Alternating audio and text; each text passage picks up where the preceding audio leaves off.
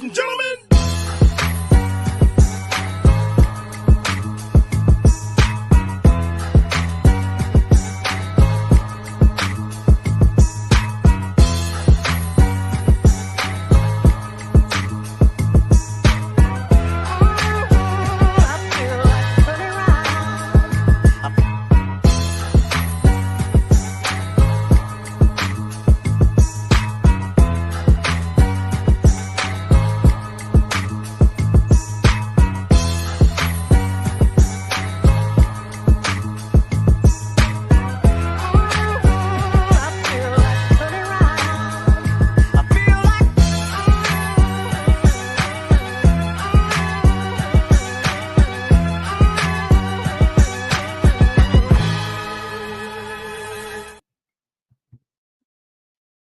Yo, you on mute, my boy?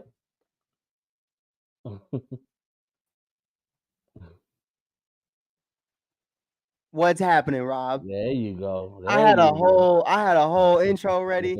What are you gonna do? What are you gonna do? It happens. What I was gonna say was because I'm back, my voice is back.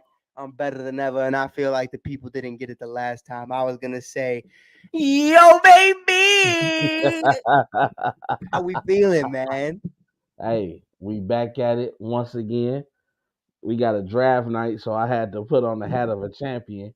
You understand me? No, I had to put on the hat of a real Chicago basketball team. Chi-Town, stand up, baby. Sky-Town, let's go.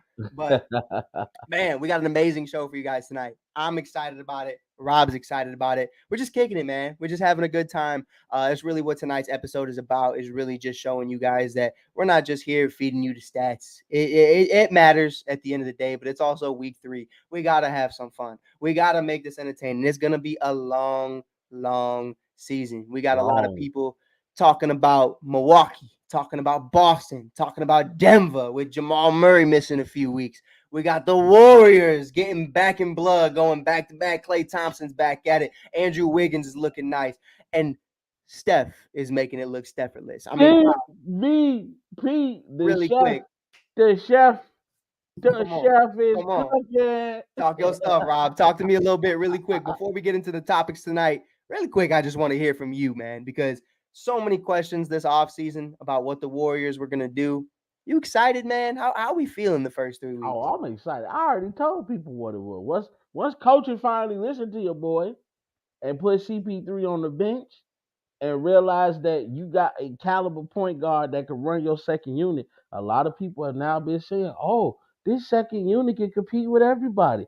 They second unit look like a first unit. That's all I'm saying, man. Warrior, you cannot count out the heart of a champion. That's all. Hold on. Let me get the. He said, Warrior, cling the bottles.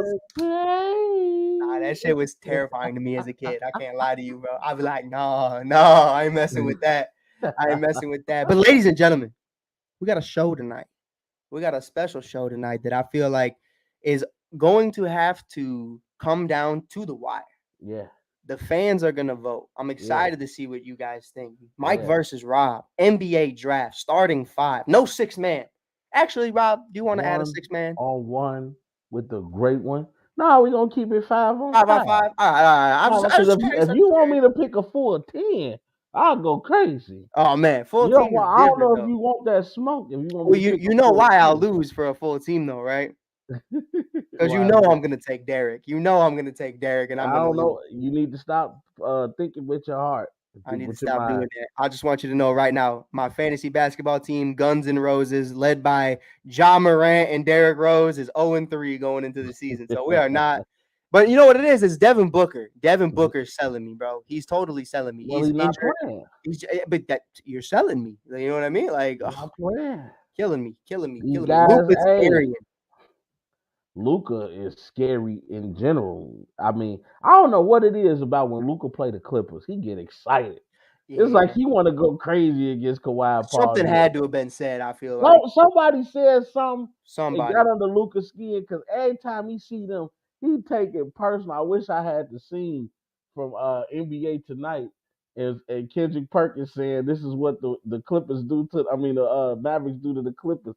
And he grabbed his chair and took off his belt and was like, "Did I tell you not to do that? No, I'm telling you, that's what the Mavericks just spank on the Clippers every time." Hey, shout out to Kendrick Perkins. That was hilarious. And it brought Matt Nasty flashbacks. I'm telling you. Hey, I a used to get rare my ass Kendrick whooped. Perkins dub. A rare dub from Kendrick Perkins. Half the time Perk says something, I'm like, come on, man. But every now and again, he gets me. Every now he's Nah, like that uncle you got. He's nah. sometimes funny, sometimes In the words of Jim Ross, boy, that was an old down south ass whooping what the Mavericks did to the Clippers. on the real. That was bad.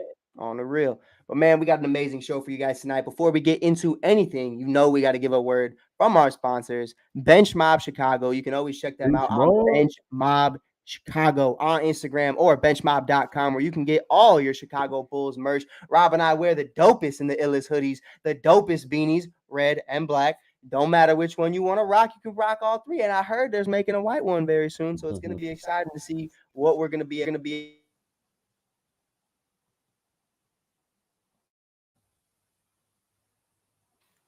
I don't know what happened. Mike went down for a second. I don't All good. We're just rocking out. But you can get this Shy Slamma Jamma t-shirt and a bunch of other things as well. On top of going on their Instagram right now and checking out their page, they do things like Shy Slamma Jamma Player of the Night with the nastiest dunk. The other night was Zach LaVine with an amazing windmill. That's that one time I'll give him his flowers. You can also check out game lines, game day acquisitions, and a bunch of other things as well. It's going to be a lot of fun to see what they're going to be able to do. And of course, my favorite segment, Bench Mobber of the Night, the best bench mob player, the best Bulls player coming off the bench. Lately, Patrick Williams. Patrick Williams has been doing some things off the bench. We're going to get into that a little bit later. I'm proud of him because, man, that starting unit, it was not it, my brother. So getting into it, though. Let's do it, baby. Like I said earlier, we want the fans to vote. So if you're listening to this, we're going to post this on Facebook, YouTube, and Spotify later. We're going to have the segment included. We need all the fans to vote in the comments. So make sure you comment, Mike or Rob, on whose team is the best starting five. Rob and I are going to be playing rock, paper, scissors. It was Rob's idea. I said we were going to flip a coin. I don't even know how that was going to go. I was going to say I won no matter what. But, man, it's going to be a lot of fun. We're going to do a starting five. Whose team is the best? Now, don't just base it off of. It's going to be me. Who's got the best players? Yeah. Based off of who plays the best together. So that's definitely a part of it that I think is going to make it very interesting. Yeah.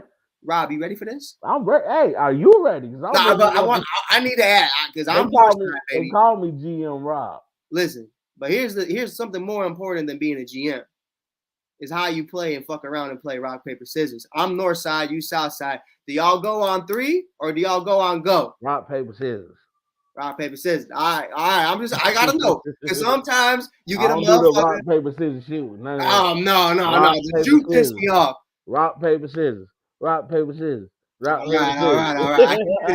No, I hated people who were like, shoot. And I'd be like, dude, you just saw my hand. Now I got to think again. And now you know what I'm probably going to do. And yeah, that used to make me so tight, bro. I'd be like, I don't even want to play no more. Hey, we come from the old days, man. You had to figure out who was going to be hit. Mm-hmm. So we had all type of games. We had the rock, paper, scissors. We had bubble gum in the dip. We had all of it. Don't let me get to reminisce about my childhood. Come on. Now I got the sheet. I got the sheet rolled up.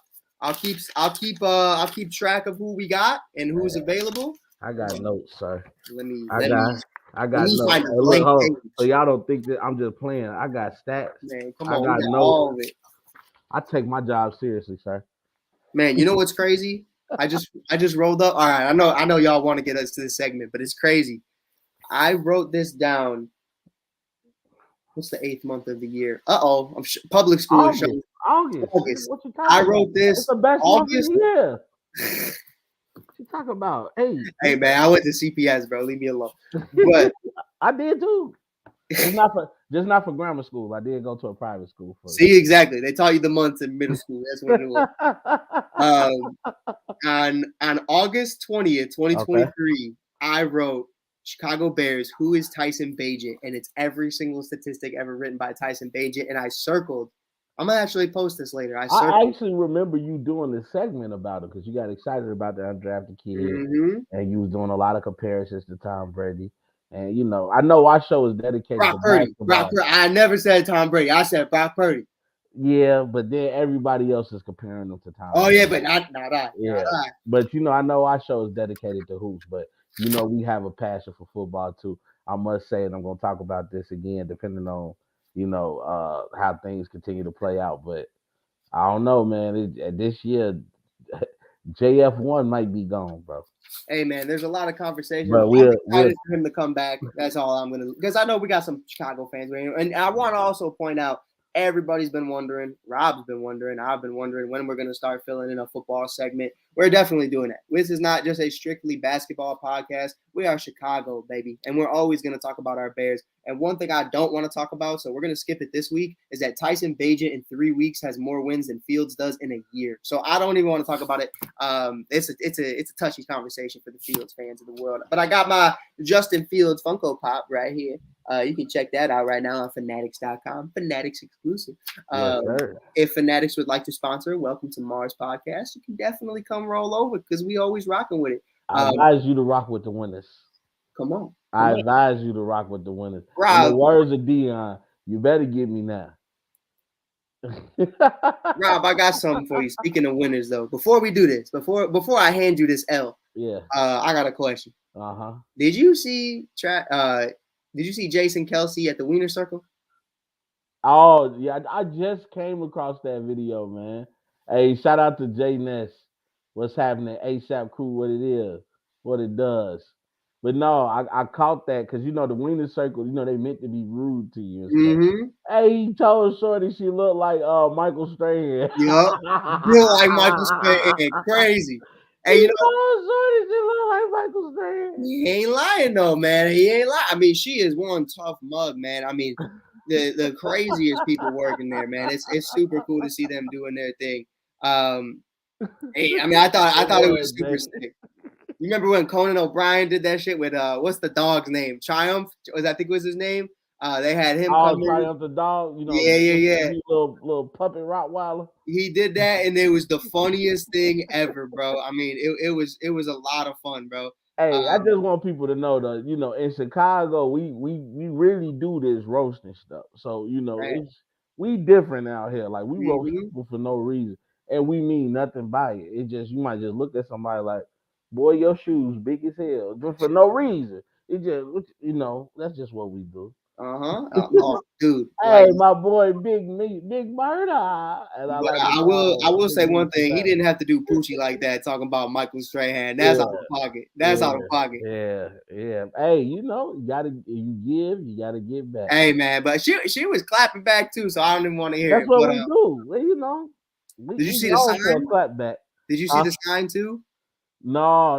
It was welcome Taylor's brother or Taylor's boyfriend's brother. It was the most ridiculous sign. Wow. They was on one talking about Kelsey.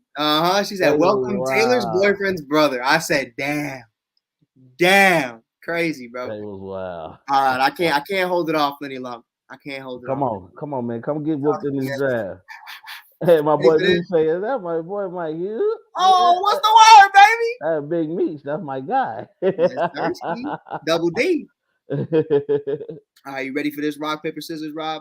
Come on, let's hit it. You ready? All right, we ready. You say it. I don't want to know. I got you. All right. Rock, paper, scissors. You know what? Whatever. You get first pick. All right. So we got to start off with a point guard. And ladies and gentlemen, if you're just tuning in, we are about to have the Welcome to Mars draft, me versus Mike Hughes. And whoever, hey, we need you guys' help in voting on who has the best team. I just won in rock, paper, scissors. I get the number one pick. I'm going with the point guard of guys right now. I'm going with Steph Curry. You should have known who my number one pick was going to be, baby. I got to go with Mr. Steph. I like it. I'm hurt, but I like it. All right. And we taking notes. I know who you picking. All right. I'm going to take number one overall pick in the first round. Rob goes Steph Curry. I'm going to go at number 2, Luka Doncic. I have to go Luka. You going Luka. All right. Oh. Okay. I got Steph, so I got shooting down. I got shooting down. Hey, what he say? Look at this, my boy. Hey, you know already. Easy A1 pick. All right, y'all. So my second pick in the Welcome to Mars draft, I'm going with the best player in the NBA right now. I'm going Nikola Jokic, the Joker. Mm-hmm. Oh my goodness gracious. It's getting ugly already, Lord Jesus. It's It's getting getting tough. ugly. It's getting scary. Number 4, I'm going Joel Embiid. Okay. I like that. I wanted it was a hard pick. I wanted to really pick Joel, but it was like I can't pass up on Jokic, You man. know what my thinking was? Check this out. So you actually got me. I had to go to my other notes Yeah, because I was gonna go Luca, put Luca at the 2, yeah. and then have Jokic be the facilitator. My point guard could just be a little different. But now I got some cooking. I got some cooking. So we got our point guards, we got our centers. Rob, number 5. Brianna Stewart, number 4. Hey, damn near. Hey, I'll put it on this squad. Listen, I'll say this right now with my chest. Brianna Stewart can start at the 4 for the Chicago Bulls today and Hey, put up more stats. she might give you 15 and 8. She more than Patrick Williams. I promise you. I promise you. Staying still, Pat ain't got nothing on Brianna. All right, let me think, man. I want to be smart with my picks. I want to. Now, my picks are going to be based, is not just based on the players. My picks are based on needs. And I need somebody to counteract Luca. This is not going to be a popular opinion because I do criticize the man a lot. Oh no. But even in year 21, he is still one of the best players in the NBA. I am going for my third pick, LeBron James Perfect. Perfect. That's what I needed. You putting him at the 4 or 3? at the 3. Okay. Well, check me out, Rob. Putting at the 4. Hey, look, Alana. I swear we got you one day. We got you one day. We gonna I have was you actually welcome just gonna hit tomorrow. her up about this. We gonna Alana. We got some work to do. Check this out. But thank you for taking your time to give us a view. You ready for this, Rob? I'm listening, bro. At the 4, I'm taking the Greek Freak I was hoping you was gonna do that. because I know you about to go KD. I'm knowing. I knew you was gonna do that. I have to. I got to get that defense going. Okay. At number 4,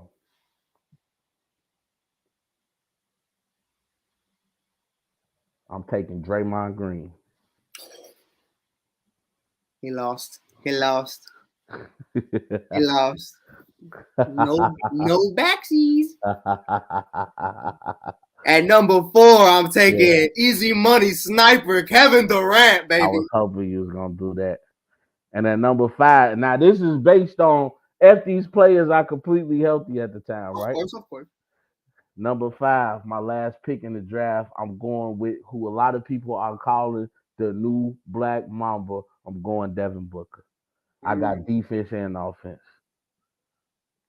Check this out. My squad will kill your squad, bro. Well, check this out, right? I'm doing something right now that may lose me this game. Uh-huh. Actually, maybe I don't. Who you Do I going take a chance? Or do I go for what's best? I'm gonna be smooth. I'm gonna be smooth. I was gonna pick Jimmy Butler, put him at the 1. Mm-hmm. I'm gonna take for my final pick SGA, put him at the 1, put Luca at the 2. I like that. Oh, what's up, AP? I appreciate you watching. That's because that's the best offense and defense combination. And I got two of the best passers in the game. And I got LeBron, Devin Booker, and Steph Curry. Are you crazy? And I need somebody that's gonna do the dirty work. He went to go get Giannis. Giannis' game is built off bully ball. I like to let everybody know something. PSA announcement. You ain't gonna bully Draymond. Bullies don't get bullied. My bully gonna bully the fuck out of you. Bullies don't get bullied. I We know get this. championships. We Come get on, baby. championships. Carried. I We want to get hear it. championship. Devin Booker about to get his first ring, mess around with Rob's team. So let's Oh check my this God, that was a bar too. Write it down. Write it down. That was a Mars bar. Send Oh it to my Chance the God. Rapper right now because Starline Gallery needs to be out. Devin Booker get his first ring messing around on Rob's team. You feel me? Put that on a t-shirt. But my team about to put you on a t-shirt, bro. I ain't even gonna cap to you. Like, that's just what it is. So we need you guys right now in the comments on Facebook, on Spotify, on YouTube. Comment down below Did you whose see team this? won. Candace Parker about to announce. I mean, we know it's coming, but it'll be. Yeah. She definitely. Hey, she deserves all her flowers, Megan. I appreciate you for watching. CP3, she deserves all her flowers. That's a champion. Man, you know, I got stories for days with her, man, and just like what she did and what she not even just for women's basketball, but Yeah. what she did for my life Yeah. and how she impacted me working together in 2021. And man, like it's always endless love, bro. Like the For sure. stories, like that is, and I'm never speaking negativity into the world. We gonna make it. It's gonna be Yeah. great. But if I never do, if I never made it, the relationships I've built with her, Kalia Copper, and so many others, man. I mean, those are just like, you ever just looked at a monster in the face and knew they was a monster? Like, Yeah. she can just walk Yeah. into any room and just control it, and it's amazing. It's just a dog. But with that being said, if tomorrow is the day CP3 calls it quits, she will always go down as the first person I think of when I hear CP3. My God, defense, nobody get into the basket, but Ron ass shoot. Rob, ROB. But I appreciate you. But yeah, so we need you guys in the comments. Let me know what's happening. Look at that. We got my starting five at the All right. 1, Yep. SGA. Yep. At the 2, Luka Doncic. Yep. At the 3, easy money sniper Kevin Durant. Yep. At the 4, the Greek Freak. At the 5, the process and Joel Embiid, the almost unanimous MVP. Yeah. But then on Rob's side, the only man to ever get a unanimous MVP. Yes, sir. Steph Curry. Stephen Curry, Wardell. At the 2, he's got D-Book. Rob, you want to take the rest? At 3, we got the King, LeBron James. At 4, highly unpopular decision, but I had to go with my boy Draymond Green. And at number 5, the Joker, the 2-time MVP and Finals MVP himself, Nikola Jokic. That's all I'm saying. Remember Joel Embiid. I don't know if ASAP at the time when we were ASAP. If we wasn't going for you, you might have just let Joker go ahead and get 3 of them in a row. That's all I'm saying.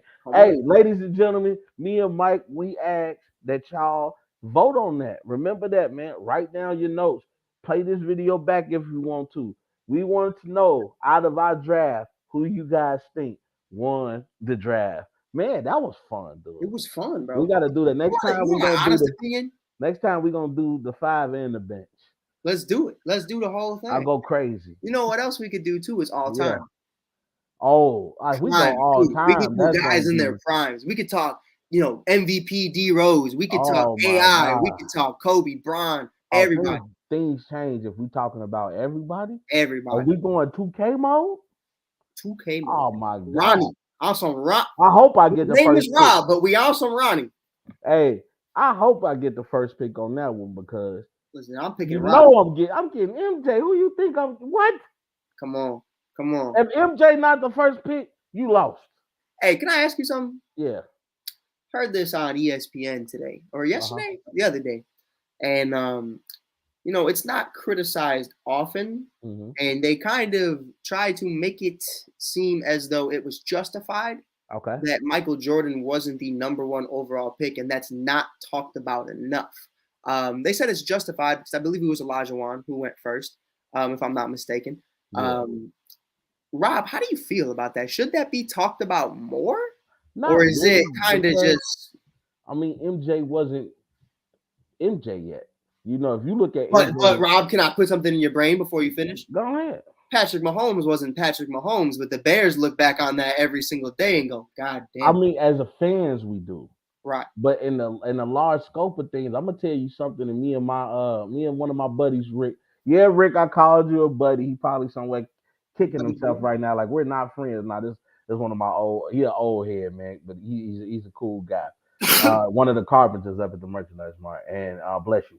And me and him had a conversation, and he's right. Who's to say Patrick Mahomes would be Patrick Mahomes had he went to the Bears?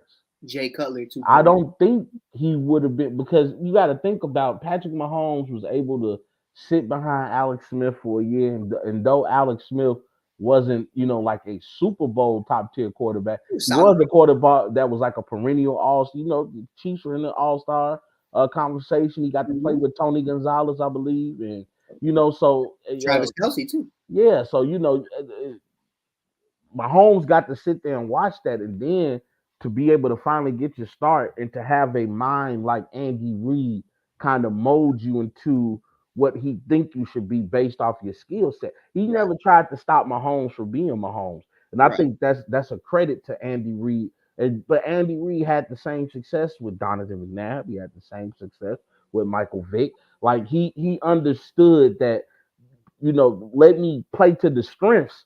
Let me coach to the strengths of my player and not try to, project what I think he should be. And I think that was like Lamar Jackson, him struggling, of everybody like, man, you should be a pocket passer. And no, if he needs to run, let him run. If he gonna throw in the pocket, let him throw in the pocket. And Harbaugh starting to understand, and that's the reason that the Ravens are rocking and rolling right now. You have to coach to what you got. You know what I mean? And too many times you try to see coaches change players to what they think that they should be. You can't.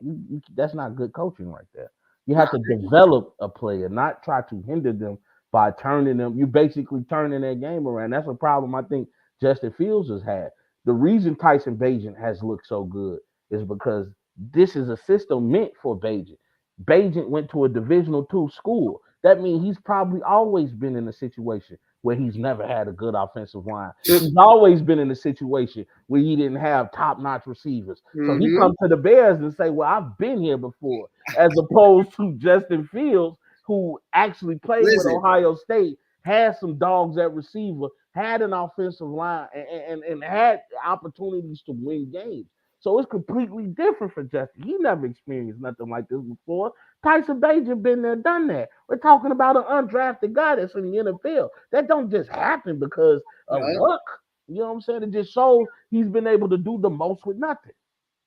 100%. And it's basically like he's a D2 player again, except this time he's got DJ Moore. It's really that's it. That's it. So listen, man.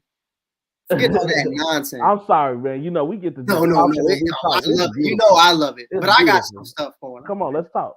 Got some people upset with me right now. Yeah, okay. People are upset. All my friends mad because I told them about this segment. I'm going first. I'm rocking and rolling. I'm gonna stand on mine 10 toes. Talk your stuff, then, my boy. Check this out. Top 5 basketball movies in order. Okay. This was a segment. Now, Rob, you don't have to do it in order if you don't want to do it in order. You know what? You got to tell me about things before, because I texted it to you. Top in basketball teams. I mean, basketball movies. Basketball movies. You know what? Let me. Go ahead. Check our text. No. I already got some in my head right now. Go ahead. He say, you know what? I'm putting you on blast while we live right now. I sent you the text, and you responded and said, "I love that. I don't want to hear that. I don't want to hear none of that haberdashery." Maybe I read the hemoglobin wrong. Maybe you did. It was 11 at night, though. To be fair. But man, listen. Number 1. Yeah. All right, maybe I'll start at 5. Should I start at 5? Yeah. All right. First, my honorable mention. I want to put Air as my honorable mention. I couldn't put him in the top 5, but it was a phenomenal movie that, man, I didn't see a single basketball get dribbled in this entire movie, but it was the story and the creation of Nike and how Michael Jordan changed the game with, Magic Johnson and Larry Bird at Converse and doing all these different things and just completely changing it. I mean, Adidas had them by the hook, but they were who we thought they were. Nike came in, swooped up, and became the corporation they are today. Honorable mention goes out to Air. Phenomenal movie. Very inspirational, too. If you're trying to get yours, man, watch that movie. It's beautiful. You don't see, Rob, Michael Jordan doesn't say a single word in the whole movie, and I love Nah, it. you just see the back of his head. Back of his head, that's it. Before the ball. I mean, come on. But look, you see more of the guy right here, Rob, than you saw in that whole movie. That's crazy to me. But number 5, the man, the myth, the legend himself, one of my favorite comedians, took one of the more serious roles and made a phenomenal movie. I'm putting Hustle at 5. Hustle was a phenomenal film. Oh, yes. I mean, Yes. I had to. Yes. I had to. Now, here's where it gets a little crazy. Yeah. Number 4, Rob. Uh-huh. I'm putting White Man Can't Jump. The original, not the Jack Harlow. The Jack Harlow was nice too, though. No, but it ain't like Woody. But it wasn't what it was. Snipes. It was a little. It wasn't like that. It was like, remember Space Jam 2? Yeah, it wasn't Space Jam. It wasn't Space Jam, but it was all right. It wasn't bad. It didn't do it wrong. But the original White Man Can't Jump is my number 4. At number 5, give me Tupac Shakur and Above the Rim. Above the Rim. I'm about to say, I know you got to put Above the Rim on. Above the Rim is at number 3 for me, man. I mean, an absolutely amazing movie. What it brings and what it does, especially for inner city kids, and what basketball truly is. I mean, playing pickup in that style and that kind of function. I mean, that's exactly what it is out here. So it was beautiful, and everybody's getting their ass beat during that game, and that was my favorite part. No fouls, no calling, nothing, just guys straight elbows, dirtiness, and I loved it. Number 2, because I'm a lover boy. Everybody knows I'm a lover boy, and I talk my stuff, but man, I got my heart a little warm sometimes. Give me loving basketball, man. I love loving basketball. I watch it all day. I got no problem watching it. My little brother, like Mike. Ooh. My little brother, no, he just like Mike. I mean, nothing was wrong. You know, people used to say when I used to have glasses. They said I looked like that little white boy, and like Mike. I used to hate it. I'm like, man, get the. But I got loving basketball at number 2. Rob, you got any thoughts on that one? Is that too high? No, loving basketball is right there. That's a classic. That's a classic. It's a classic. WNBA story. I mean, it's beautiful. You get to watch actually both, you know, and you know, they touched on a lot on things that a lot of people been going through today, as far as women players and men players, about what's acceptable as far as trash talk and how a woman is supposed to play basketball as opposed to things that's acceptable for a man. So it touched on a lot of issues that to this day, is still a problem. You know what I love too was the realness too. Yeah. Because it wasn't when she makes it to the WNBA, she's been playing overseas for years. And the fact that they touched on that was so important to me, because typically, I mean, you want to tell these stories that, hey, women get drafted in the WNBA and it works out. Man, get that out of here, man. That is not what happens. There are so many rookies that get cut and have to go overseas. It's absolutely crazy. But that's my number 2, loving basketball. I've seen that comment. Don't think it's slick. Number 1 for me, though, Rob. And if you're ready, I'm going to throw it over to you. Coach Carter. I had to give Coach Carter number 1. You know, I'm in there. Coach Carter to me is just an amazing movie, and I think like I said about Above the Rim, it hits to a point to where you understand these people, you understand these individuals in the movie. You can I look at, there's like 3 or 5 kids in this movie that I look at and I say, man, I know dudes just like that. And it's like, that's the craziest part. And not everybody has a Coach Carter, so to see that kind of story get told, and to inspire young kids to know that, hey, the streets aren't everything. You got to go out. You got to go find something. Everything's bigger than basketball as well. You got to know what you want to do in life. Teaching you not only to be a better player, but a better person. I think it's really sick. So my top 5 from 5 to 1: Hustle, White Man Can't Jump, Above the Rim, Loving Basketball, and Coach Carter. Rob, the floor is yours, sir. Okay, so some of them I agree with you. Okay. Okay. And then some I'm open to it. I'm open to it. Some I gotta be like, man, I can't believe you missed this one. Okay. Okay. So, all right. At number 5, I gotta take you back to a childhood memory of mine. I don't know if you remembered this movie. It was called The Air Up There. Remember when they went to Africa and the kid from Africa could play? And do you remember that movie? Dude, That was my movie. I grew up on that movie. I'm sorry. I gotta go with the air up there, bro. I haven't seen that since I was a shorty, dude. I'm Hey, gonna have to watch that tonight, dude. hey, You I brought that almost back. pulled out Airbud on you, bro. Dude, if you, But I ain't gonna lie, you would have saw me disconnect my shit if you pulled out Airbud on me. hey, I gotta go with the air up there. Um, at number 4, I have to go Love and Basketball, and that's just like I mentioned. That's a classic. Mm-hmm. It's one of those that you can never get tired of. At number 3, let me go through my movies here. Number 3, I gotta go Above the Rim. Mm-hmm. Okay, so I we got the gotta, same for number 3. and the same for number 4. Uh, No, I had Love and Basketball at 2 okay. because I'm a lover boy, Rob. He's a lover boy. He's a lover, not a fighter. Uh, I'll be fighting too. What? No, you don't want to be fighting, man. You don't want to be no, fighting. I'm too pretty. I can't do that. No. And hmm, So you got 2 and 1, right? I got 3, 2 and 1. No, yeah, 2 and 1, 2 and 1. I know what my number 1 is. I'm trying to think of what I wanted my number 2 to be, and I think I might have to go with Coach Carter because I'm a Coach Carter fan. Um, so I'm gonna go Coach Carter as Wow, number Coach 2. Carter's number 2, huh? Yeah, and I can't believe you didn't mention this one, bro. I My thought. number 1, it gotta be He Got Game. Ooh, okay. He Got Game, bro. Like I can still watch that movie to this day with my boy Denzel, Ray Allen. That was a star-studded, directed by Spike Lee. Mm-hmm. If you guys don't know the synopsis, basically, his father, Ray Allen, was a prodigy. His dad was like a guy that never made it but loved the game and was trying to instill this knowledge in his son. And him and his son had an argument, and of course, father and son had a pitching contest. Mother gets involved. Mother, tries to break it up. He pushed the mother. Her head bounces off the stove. She ends up passing away. Father goes to jail. So now, he's being raised by other people in his family. He grows up to become a beast, becomes Ray Allen. In this one, you guys know his name was Jesus, Mr. Jesus Shuttlesworth, man. And Denzel gets out of jail, and basically he gets out of jail on the promise that he's gonna get his son to sign with the Warden's alma mater, I think, alma mater, and he ends up still signing to that school, but not for his dad. So his dad ends up going back to jail. Of course, you killing my mom is just something I just can't forgive. I know it was accidental, but it was only because of your anger.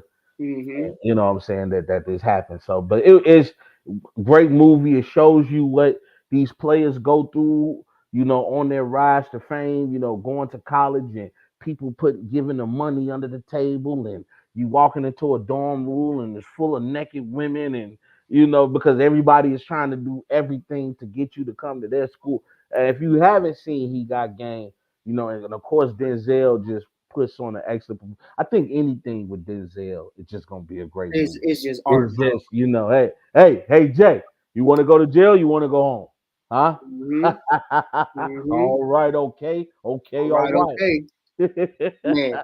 And sometimes, man, I listen to that man's speeches just outside of movies. The quotes he has in movies are phenomenal, but Yeah, the overall messages he has in like TED Talks and other things he does, like yeah. speaking vocally. I mean, I listened to the one at the graduation he did, and I'm just like, I will run through a brick wall head first for this man and not think twice. I have no problem doing that for Denzel.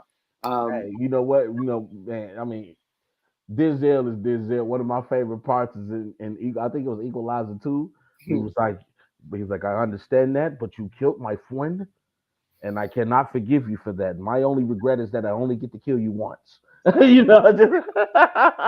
shit. Remember, what was that movie he had where he had the son? I forgot the name, bro. He was like, "You think I have to like you? No, Fences. man." He said, Yeah, Fences. You my responsibility." I said, "Damn, heard that." About 60% of Fences, the man. fathers in Chicago on that right now.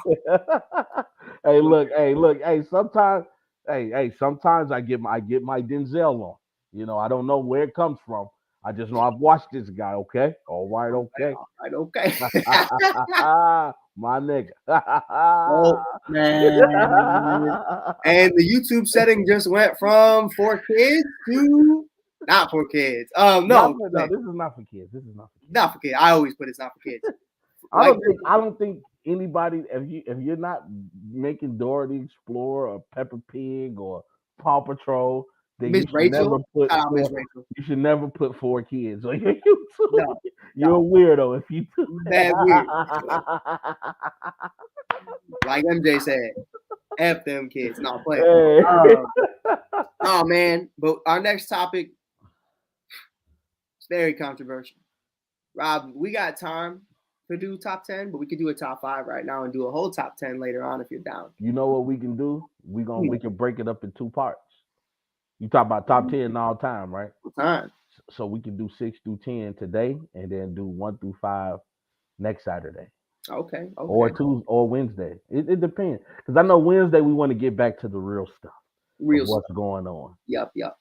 But Let's we do can 6 through 10. You want to let's start do with this 6 one? through 10. You know what? You have the honors first, since I had the first pick in the draft. Son of a bitch. All right, man. I'm going from down to up though. Down. I'm going 10, 9, 8, 7, 6. All right. Let me get my list out. I have it on a Google Doc. All right. 6 through 10. This one's interesting because I have switched it so many times. And it's just one of those things where I feel like no matter what, nobody's wrong. Mm-hmm. But somebody's wrong. You know what I mean? All right. At number 10, I'm putting the late and great Bill Russell. Okay. I respect Bill. Yeah. I love everything Bill did. Yeah. But Bill was also bodying dudes who looked like my dad. Compared to the amazing list we have here, I'm not going to say Bill is a top 5 player. But top 10, 100%. At number 9, I'm putting Tim Duncan. Okay. Tim Duncan, absolutely monster. The man who made jorts popular. I mean, Rob, how could you hate? Timmy A, I mean, he does his thing, man. He made Greg Popovich's career. He's had one hell of a career as a coach, as a player, and as a person. Great guy. I will say this, Rob. For a while, I'm wondering what happened to Tim Duncan. You know what I mean? The man just, after the season, you never see him on social media. You never see him. He goes back home. He just hangs out. You know, he's from the islands. Mm-hmm. He's from Virgin Islands, so he probably goes back home. Tim Duncan is one of those guys, man. You know, true definition of he didn't let the money get to his head. Nope. Like, man, he still does what he does, and then he disappears. That's what you would think somebody with that type of money would do. Like, why would you purposely put yourself in negative limelight? Disappear. I'm putting myself with, hey, everybody can't get in. It's a real party. You cannot get in. Mm-hmm. That's all I'm saying. 100%.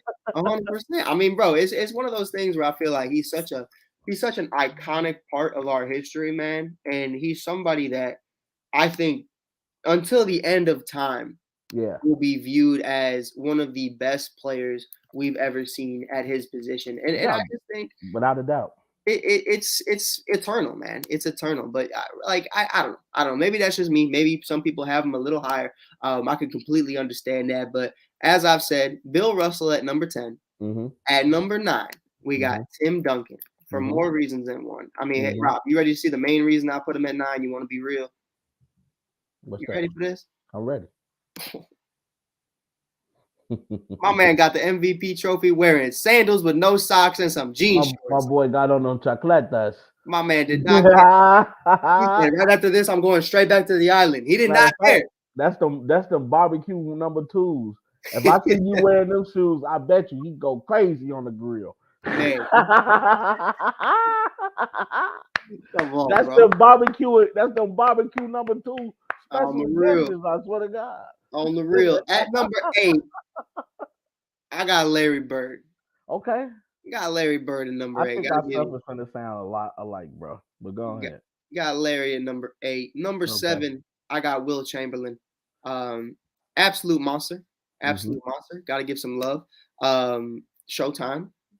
was one of the craziest things you'll ever see in your life, and none of that even happens without Wilt Chamberlain coming before anything. Wilt is still Come on, I mean the Lakers do not do what they do with Kareem 100 piece. Abdul-Jabbar. Is that fair, Rob? I mean, you know what? Jerry West isn't the logo without Wilt. That's what I'm saying. You know what I Yeah. mean? Like, and I think the Lakers don't take the chance they did on a guy like Kareem if it wasn't for Wilt coming before him. And I think that there's just levels to it. And what was that? So I have That's your number number 7. 6. That was your 7. I think it was 6. You said I said Bill, Bill, Tim, Larry, Wilt. Yeah, so that was 6. Or no, that was 7. You're right. I'm stupid. Can't math. CPS.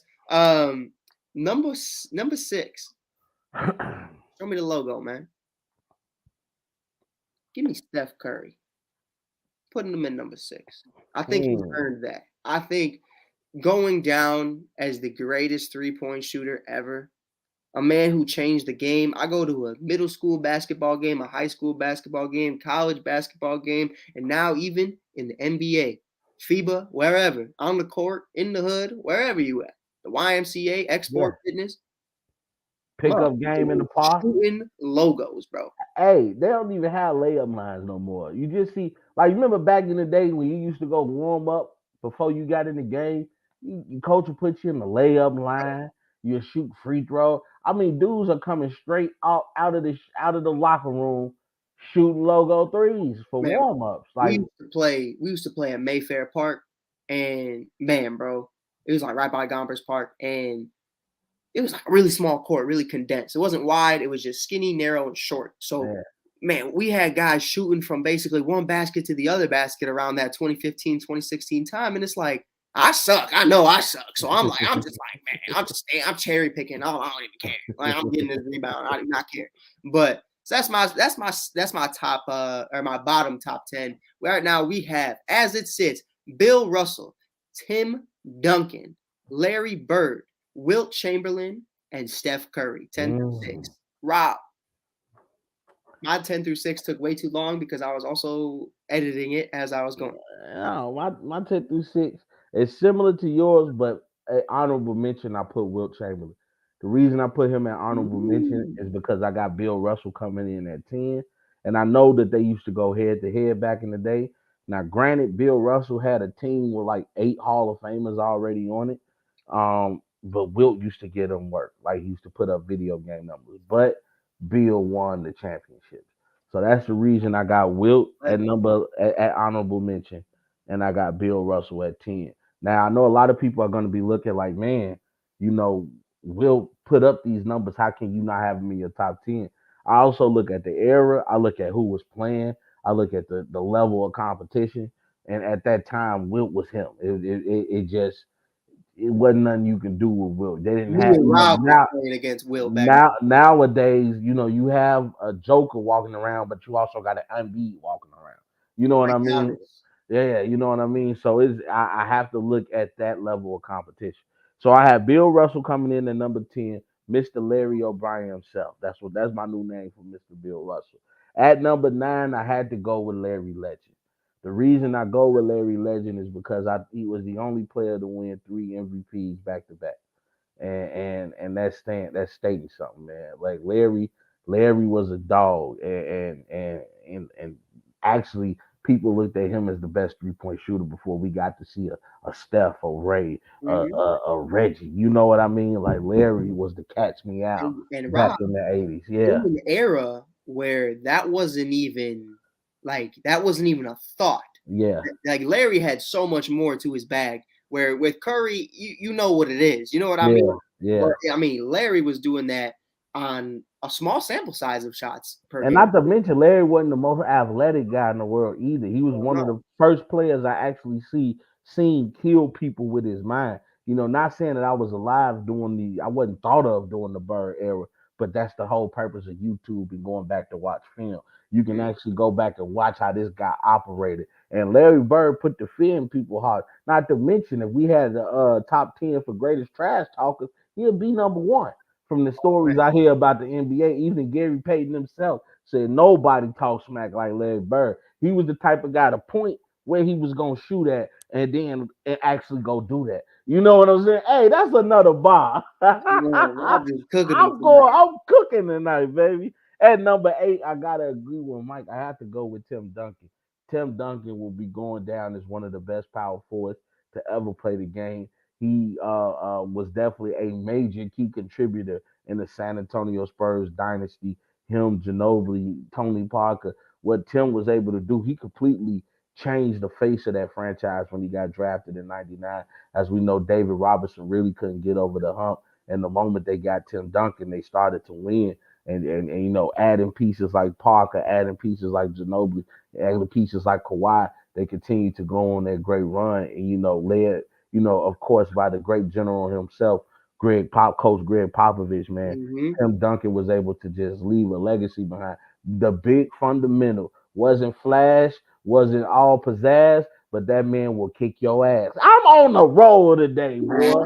I'm on the roll today. Yeah. Lord, hey, Ali, I learned from the best. I learned from the best. Come on. At number 7, I have to go with Mr. Steffortless himself, Stephen Curry. The 7. reason, yes, I had to put him at 7. Interesting. The Interesting. greatest 3-point shooter to ever live. You know, by the time he's done playing, I doubt we'll see another guy shoot the ball like Steph with such accuracy, with such precision. The only unanimous MVP, 2-time league MVP, 1-time finals MVP, 4-time champion. The man has already had a great career, and at 35 years old, he still look like he can't be stopped right now, looking like he's going for that coveted third MVP title and got the Warriors right back in the mix as a championship contender. Steph Curry is the man, and like I tell everybody that want to listen, my favorite player playing today. At number 6, I had to go with the captain himself. I had to go with Mr. Kareem Abdul-Jabbar, the man with the most unstoppable move in NBA history with the sky hook, a man who was a winner at all sectors of basketball in his life, winning at the high school level, winning at the college level, winning at the NBA level, MVP, one of the greatest centers to ever play the game. And before LeBron James broke that record last year, was the all-time NBA leading scorer with the most unstoppable move in NBA history called the skyhook. I had to go with Kareem the Cat Jabbar at number 6. Oh, y'all can't wait till y'all hit 1 through 5. Cause your boy Rob be talking hoops. I'll be looking at Stephen A and them and all them sometimes, and I'll be like, bro, y'all really didn't watch the game. Y'all just be speaking gibberish. And you know, you gotta watch how these people play. Yeah. I rock with killers. You know what I'm saying? I'm only talking about in the basketball sense. But I rock with guys that get the job done, assassins, guys that get buckets. I'm telling you, boy, my 1 through 5, you can put this 1 through 5 in the starting lineup and they'll go crazy. Hey, And listen, Rob. Here's what I want to suggest. Because yeah, next week we're going crazy. We're gonna move on, and yeah. let's do 1 through 5 today. Let's do 1 through 5 Because today. I have to edit something really quickly. Okay. I looked at my list and I said, "Oh fuck," for lack of a better word. Anybody. Yeah. And by the way, I want this promoted. If we are ever publicized on the radio or anywhere else, our language will change. But when I saw this list and I saw what happened, I said, "Oh fuck." Hey, and I guess said, what? We're the owners of our YouTube channel, so we can "On kind of God, do what we want on to do. God," and it's cool. But We man, can kind of do I what have we want to to do. I have to make a sub if that is allowed. Okay, you are allowed to. This is your top 10. At number 10, I have to take off Bill Russell. Uh-huh. And I have to put Shaquille O'Neal. Okay. I had him in my top 5, and then I realized the mistake that I have made. Uh-huh. Are you ready for my top 5? Yeah. So 10 through 6 is Yeah. now. Give me a second. Gotta It's, get my eraser. it's Shaq. Is now Shaq, Timmy Dunks, Larry Bird, Wilt, Steph. At number 5, and this one's gonna go crazy. Give me What's up, Kobe my Bryant boy? At number 5? at number 5. On the most respect of respect. Hey, hold on. My boy John just got here. John, we talking about our top 10. Mention your 10 again. I mean, All your right, top, John, check this your out fifth because and I sixth. love when John comes in. John, we are doing our top 10 players of all time. I just had to respectfully erase Bill Russell off my top 10. I had him at 10 because I realized the error I made. I have put Shaquille O'Neal at 10, Tim Duncan at 9, Larry Bird at 8, Wilt Chamberlain at 7, Steph Curry at 6. Rob, what's your 10 through 6? My 10 through 6 is Bill Russell at 10, Larry Bird at 9, Tim Duncan at 8, Steph Curry at 7, and Kareem at 6. Now, check this out. Rob, I don't think you'll be too disappointed in me. Okay. You said Kobe is 5, though.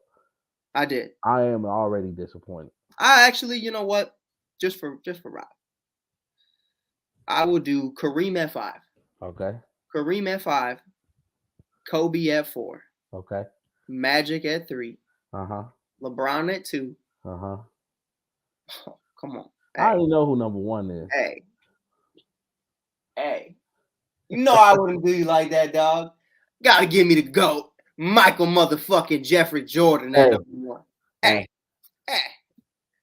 That's what I Get do. 6 of them things, you can come talk to me. I used to dream that he was me and I was he. I wanna be like Mike. Hey, Yeah, so that's our list. that brings back memories. Okay, let me give y'all my 5 through 1. Now, as I mentioned, Bill Russell, Larry Bird, Tim Duncan, Steph Curry, and Kareem make up my 10 through 6. At 5, I had to go with the most dominant center we've ever seen at that position. I got Shaq at my number 5. And I know a lot of people will have Kareem over Shaq. I put Shaq over Kareem for 2 reasons. Kareem had Magic, and a lot of people can argue that Magic was the best player on that team. When Shaq played with Kobe, when Shaq played with Penny, Shaq was arguably the most dominant player that we've ever seen, and he was the best at what he did. Shaq was a monster. The only thing that cut Shaq short was Shaq didn't take his health seriously as far as basketball wise. But when Shaq was at the peak of his prime, if Kareem and Shaq played in a 1-on-1 today, both in their prime, Shaq would dominate Kareem, and it wouldn't even be funny. Can I ask you a question? Yeah, really quick, because I know you lived and breathed the Shaq and Kobe Bryant era. Yes, I did. So prime Shaq and prime co-star. Yeah. Who do you think was the better fit for him individually, not to win championships, but individually, Penny or Kobe? Kobe. Because I think at that time Penny didn't have the mindset that Kobe had. Right. You know what I mean? Which is why you're gonna see Kobe was way high on my list. Magic comes in at number 4.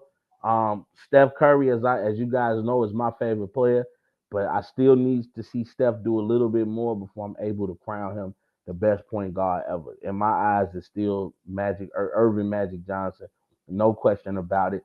I mean, we're talking about a guy who, for one game, even though it was for one game, but it was Game 7 that Kareem Abdul-Jabbar goes down. Everybody on the Lakers think it's over with. Shaq sits in Kareem's chair on the airplane. Have no fear. Magic is here, and proceeds to go play the position of center and dominate with like 45 points, 11 assists, 9 rebounds. I mean, Magic Johnson is just magic. I mean, this dude made things happen. The main contributor of the Showtime Lakers, and I don't think Kareem has as many championships as he does without Magic Johnson. At number 3, I have to go with the King, LeBron James. We're talking about NBA all-time leading scorer. We're talking about a guy who, when he retires, he's going to be in top. He's going to be the NBA's all-time scorer. He's going to be in top 5 in assists. He's going to be in top 10 in rebounds. Talking about LeBron can do it all. The only thing that stops LeBron from being the GOAT in my eyes is his killer instinct. He does not have that killer instinct to me. We've seen it only on a few occasions, only against Detroit, only against Boston. He doesn't win until he gets to D Wade, and which is our next topic, by the way. D Wade shows him how to win. You know, in my eyes, and you know, then LeBron is able to go on to become the great LeBron that we know of today. But at one point in time, a lot of people thought he was going to be like Charles Barkley, one of the great players that just not able to get a ring. which brings me to my number two. I have to say the late great, the legend, Kobe Bryant. A lot of people give Kobe slack for being a remix version of Michael Jordan, but to me, I always say if you want to be the best, you got to be the best. And he saw Michael Jordan and what he was able to do, and I don't care what nobody say. Everybody say, "Oh, he mimics Michael Jordan." I think that's hard to do because if everybody could mimic Michael Jordan, they would have mimicked Michael Jordan. That's all I'm saying. And the fact that Kobe was able to do that, to put his own spin on it, and to become a five-time champion, also winning two rings without the most dominant center ever in Shaquille O'Neal. Yes, Kobe won more rings without Shaq than Shaq won without Kobe. Let me put that out there. And Kobe won flip-flopping team. He won with a Paul Gasol and a Derek Fisher and a Lamar. Mhm. Oh, this is what I'm saying. Kobe Bean Bryant was him. And if you don't think that, you don't know basketball. And then of course I gotta go with the GOAT, the most imitated, the most respected, the most revered, and never can be duplicated. Alex Michael Caruso. Oh, Jeffrey Jordan. I'm gonna throw this pen at the camera, Lord Jesus. Michael Jeffrey Jordan is the GOAT. sorry. Say what you want. The man was the only man to win MVP, be on the NBA's All Defensive Team, be on NBA's All First Team, actually go win a championship and win Finals MVP. He did that four times.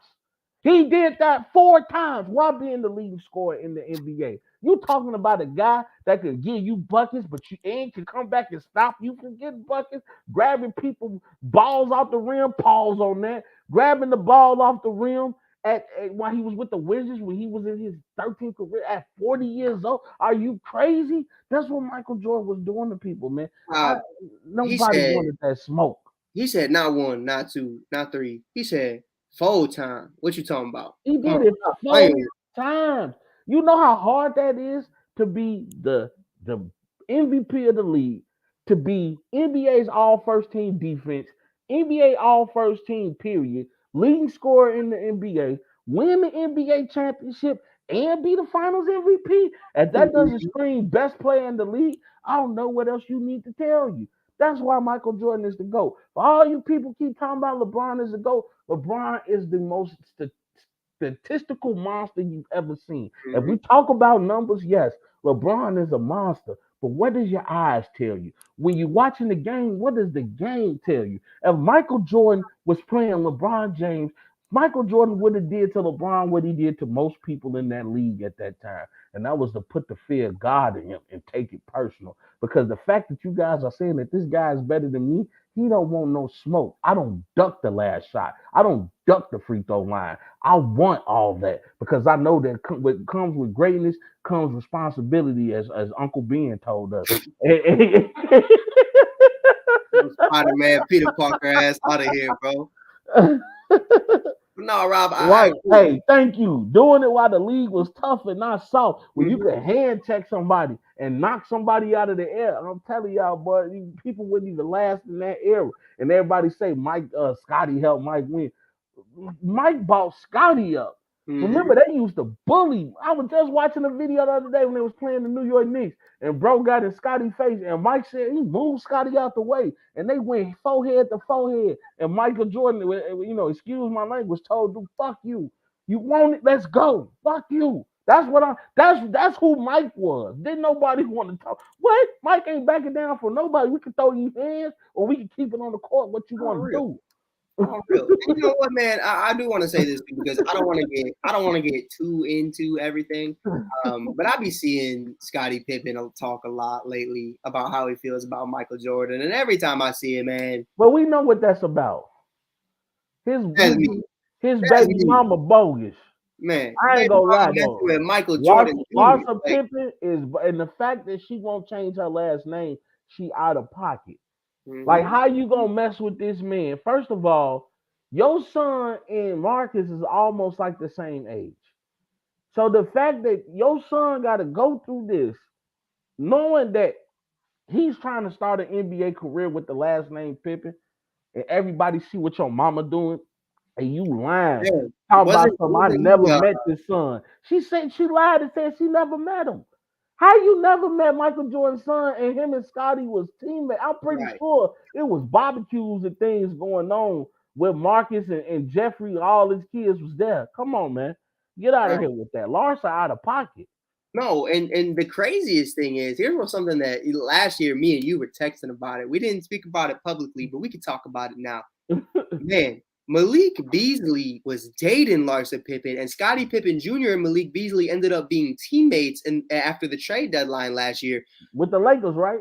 Yeah, Yeah. what do you think? Like, what do you even do, man? Like, what is the thought I process of mean, having to play with somebody? Like, I'm not playing with you, bro. I'll bust your ass the first practice. and the thing is, he don't have the problem that he don't have the power that LeBron had. Not at Remember, all. LeBron went through the same situation with Mhm. Delonte West.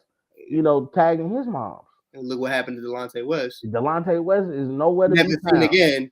On the real, I Catch mean, that man at your local gas station. I seen a video of him at a gas station. I said, bro, it's sad, but it's crazy. It's crazy. He's telling you like how to. She a woman with financial plan. I mean, yeah, but you a demon. That's not a financial plan. yeah, she out of pocket. Oh, we already know. Once he proposed and he get her pregnant, she like checkmate, because that pregnancy trumps a prenup. Mm-hmm.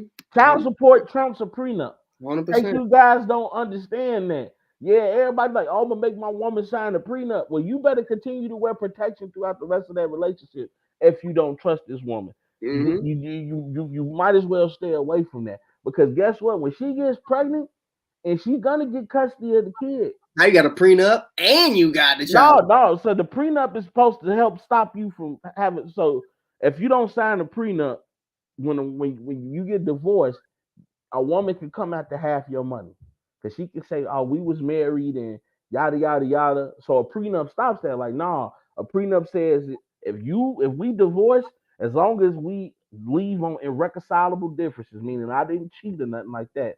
That means you leave with what you came with, I leave with what I came with.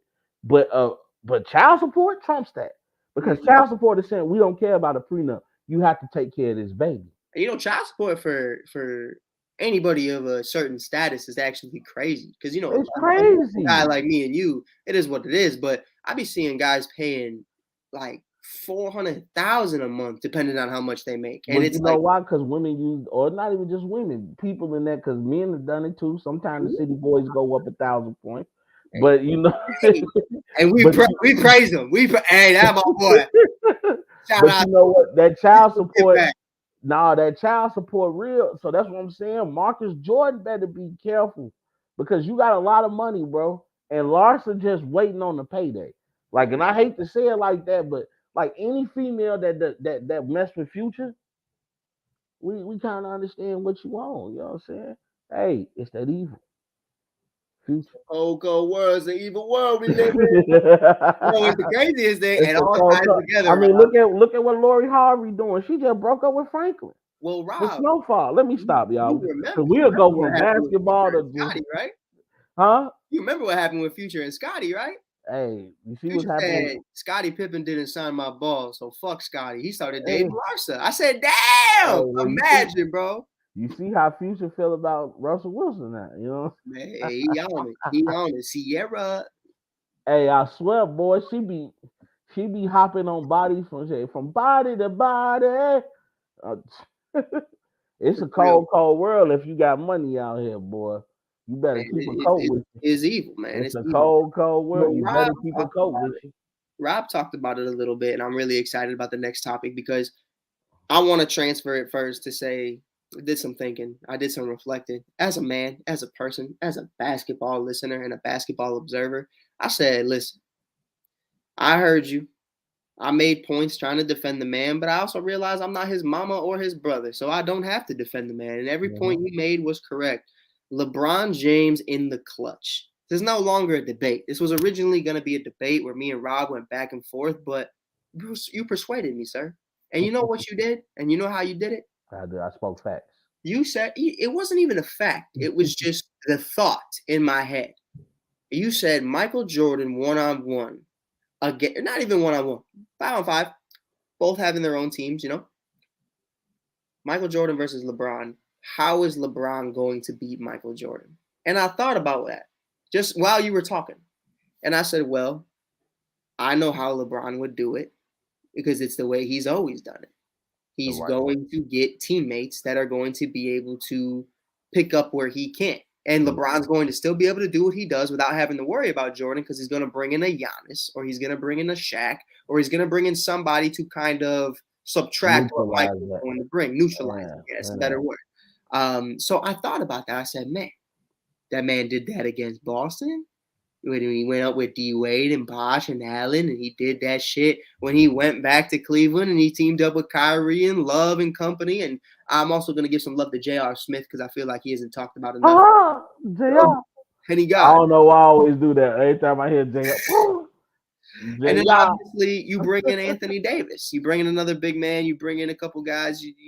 There's other things that happen like He had Carmelo an Anthony and all-star Russ squad and with that, man. That man had Rondo, Hondo. Dwight Howard, Mhm. JaVale But McGee. we ain't gonna, you know what I mean? We ain't Hey, gonna sit up here and I act ain't like even it was go. what it was. You had great basketball minds, though. I will say that. Him and Rondo on the same team was deadly.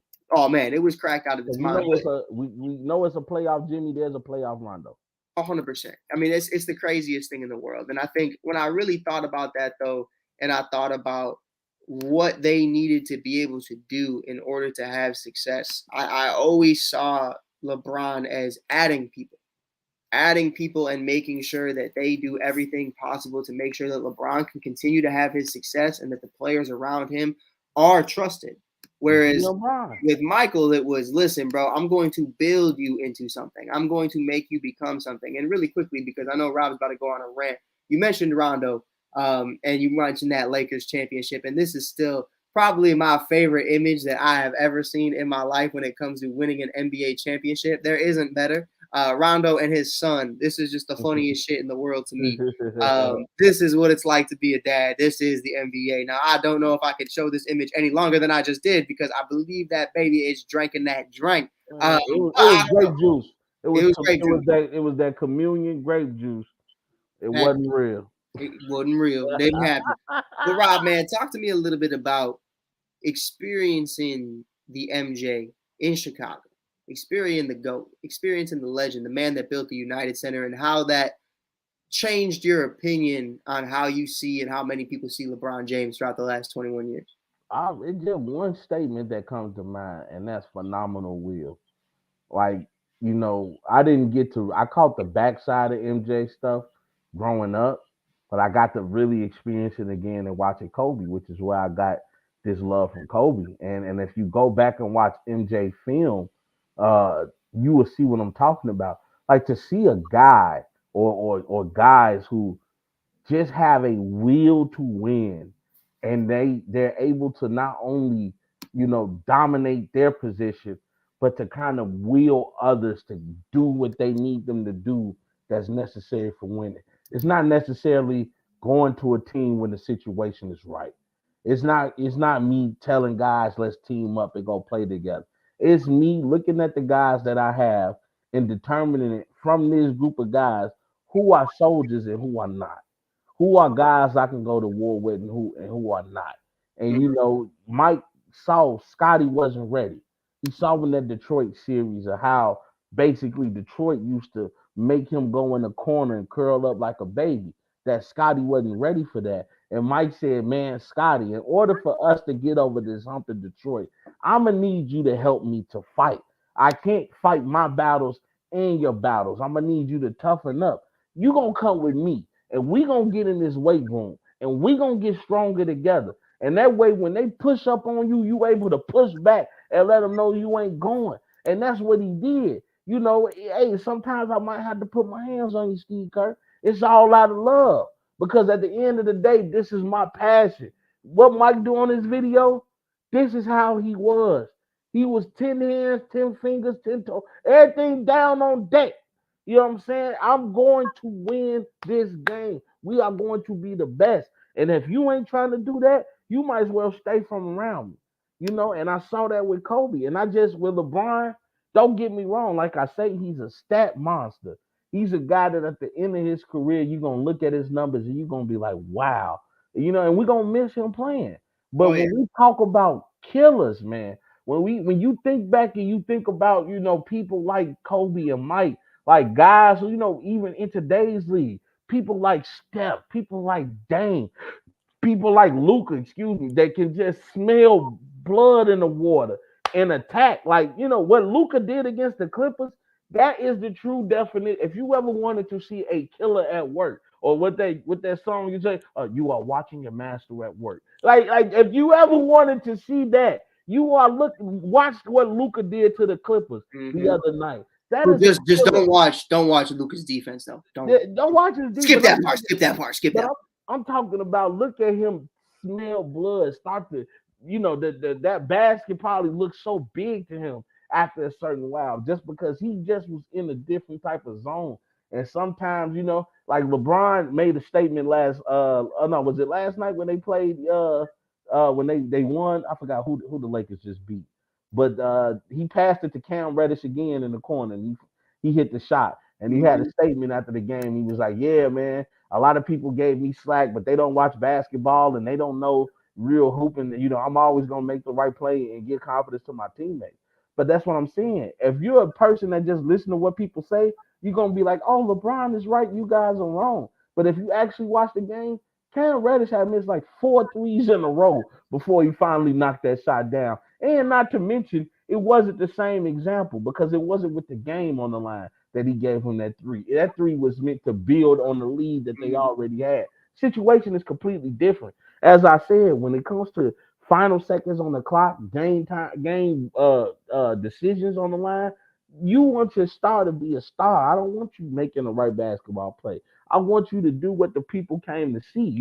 Be provocative. It gets the people going. That's all I'm saying. People go. But yeah, I just I don't get that from LeBron. And that's why I got him as number 3, because we'll never see another LeBron James. But that's the reason he's 4-6 in the finals right now. So check this out. Not a killer. Check this out though. Yeah. I got a killer for you. Yeah. Maybe in the streets and maybe on the court. Well, Yeah. definitely on the court. Maybe in the streets though. I don't know. He gives me weird vibes. I've seen his brothers, some killers. Miami did not want no smoke with this man. How close is Jokic from potentially cracking a top 10 if he continues what he's doing right now? Well, he got to win more championships. He has the one, and he already has the 2 MVPs. So he's definitely put himself in top 20 already. Mm-hmm. Like if he retires today, Jokic goes down to one of the top 20 greatest players to ever play the game. Like what he's doing is simply amazing.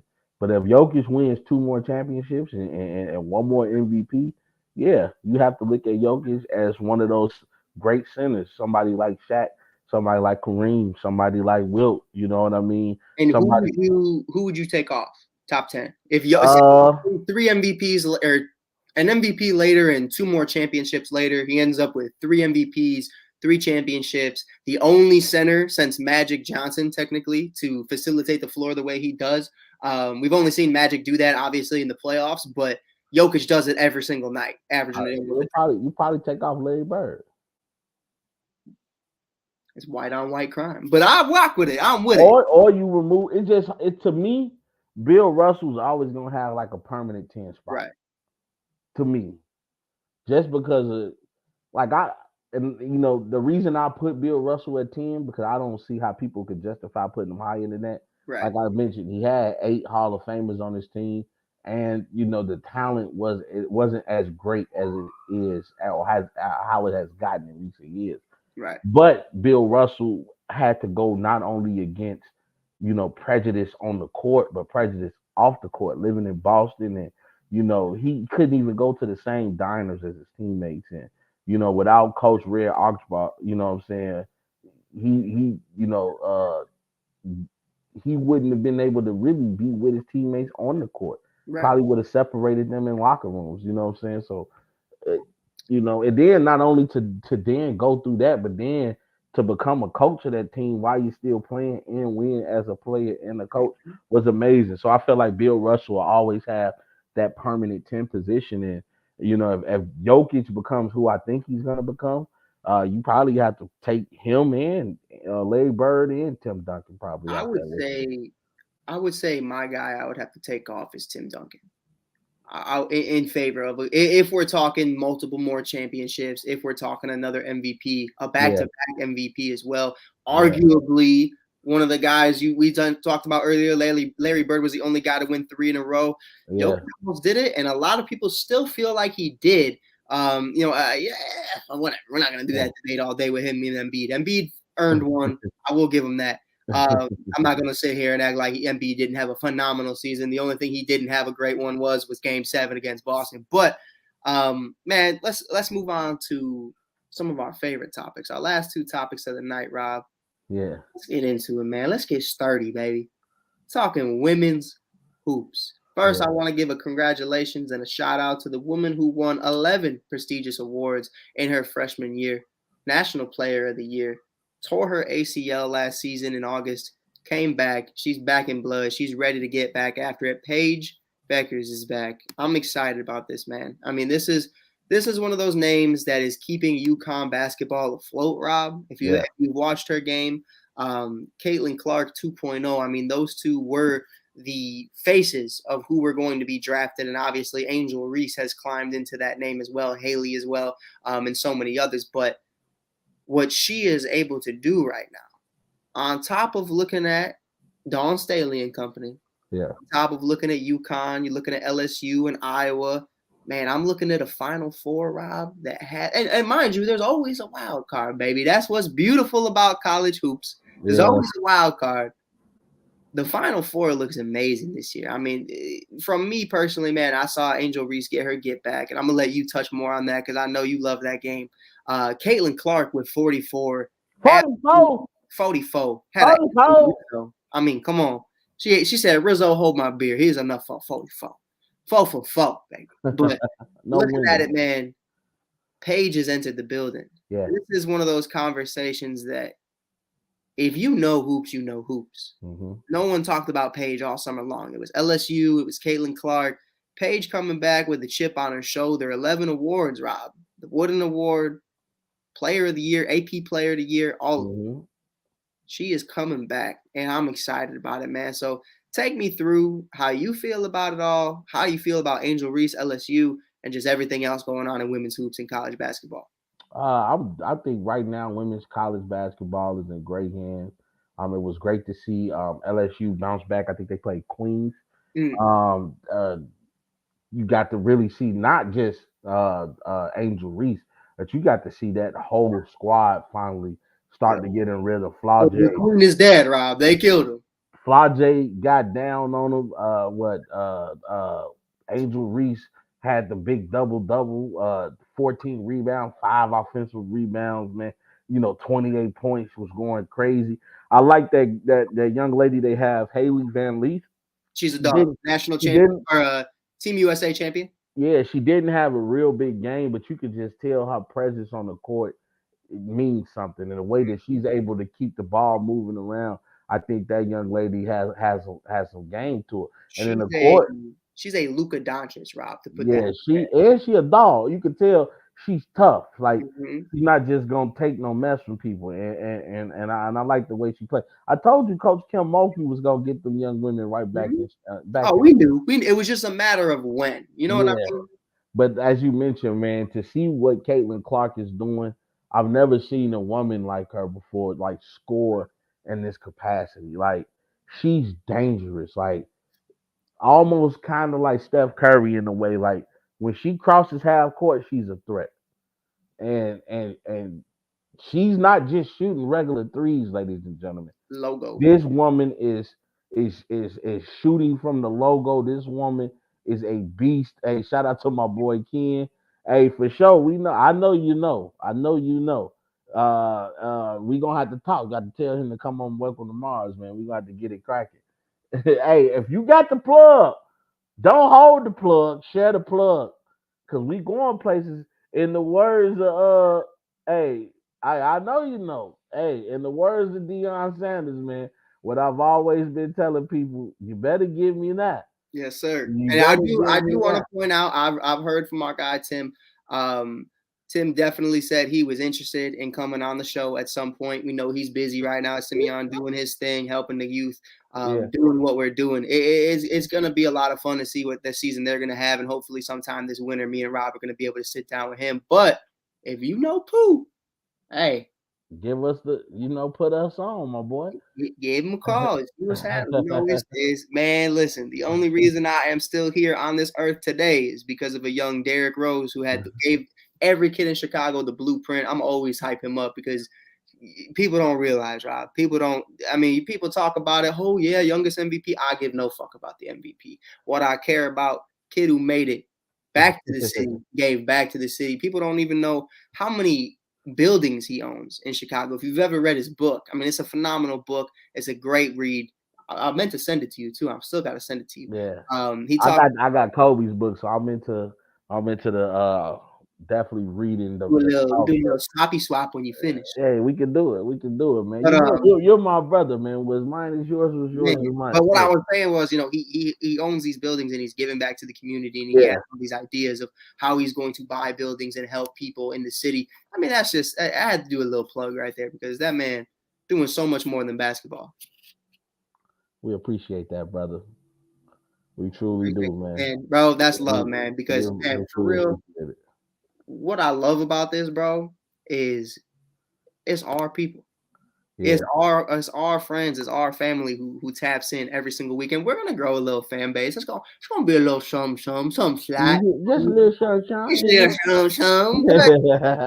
Man, I mean, it's off the jump, like off the rip. This is you guys supporting us. So if you haven't already, because it is very important to us, definitely check us out on Spotify. Definitely check us out on YouTube because we only got 6 followers on our YouTube right now, Rob. That's crazy. I mean, it's gonna happen. I think YouTube is so oversaturated now. Oh man, like everybody's just attacking the social media. If I'm not falling over and busting my shit, we not going viral. That's just what it is. I almost said I need to holler at one of these OnlyFans chicks and make them one of our hosts. And then have a little Joy Taylor in the cut. Yeah, just have her jump up and down. We'll get 10 million views. Get 30. Easily, Hey.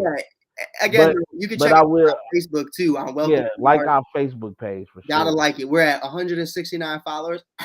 But we getting there, and we gonna have a TikTok soon. So and we got a TikTok. Hey, look, welcome to Mars, man. If you're trying to leave Earth for a little while. Enjoy your drink and your smoke while you listen to some good sports talk. Hey.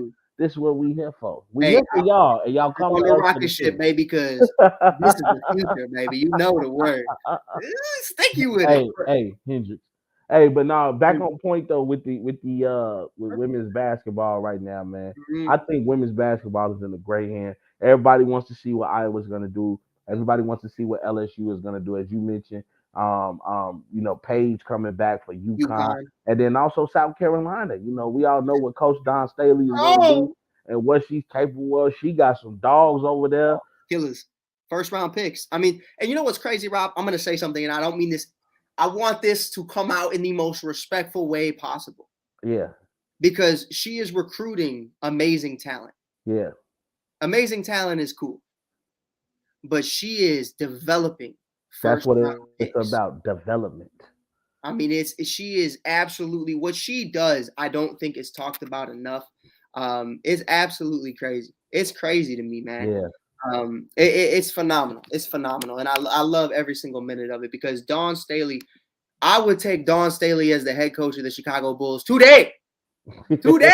Right now, Billy. I will drive you to South Carolina, do a little swoop. I don't care. Billy D, get the fuck out of Dodge. Dawn is coming in the cut. For a fact, Jack. But man, let's check it. We got our last topic of the night. We got to talk about the NBA.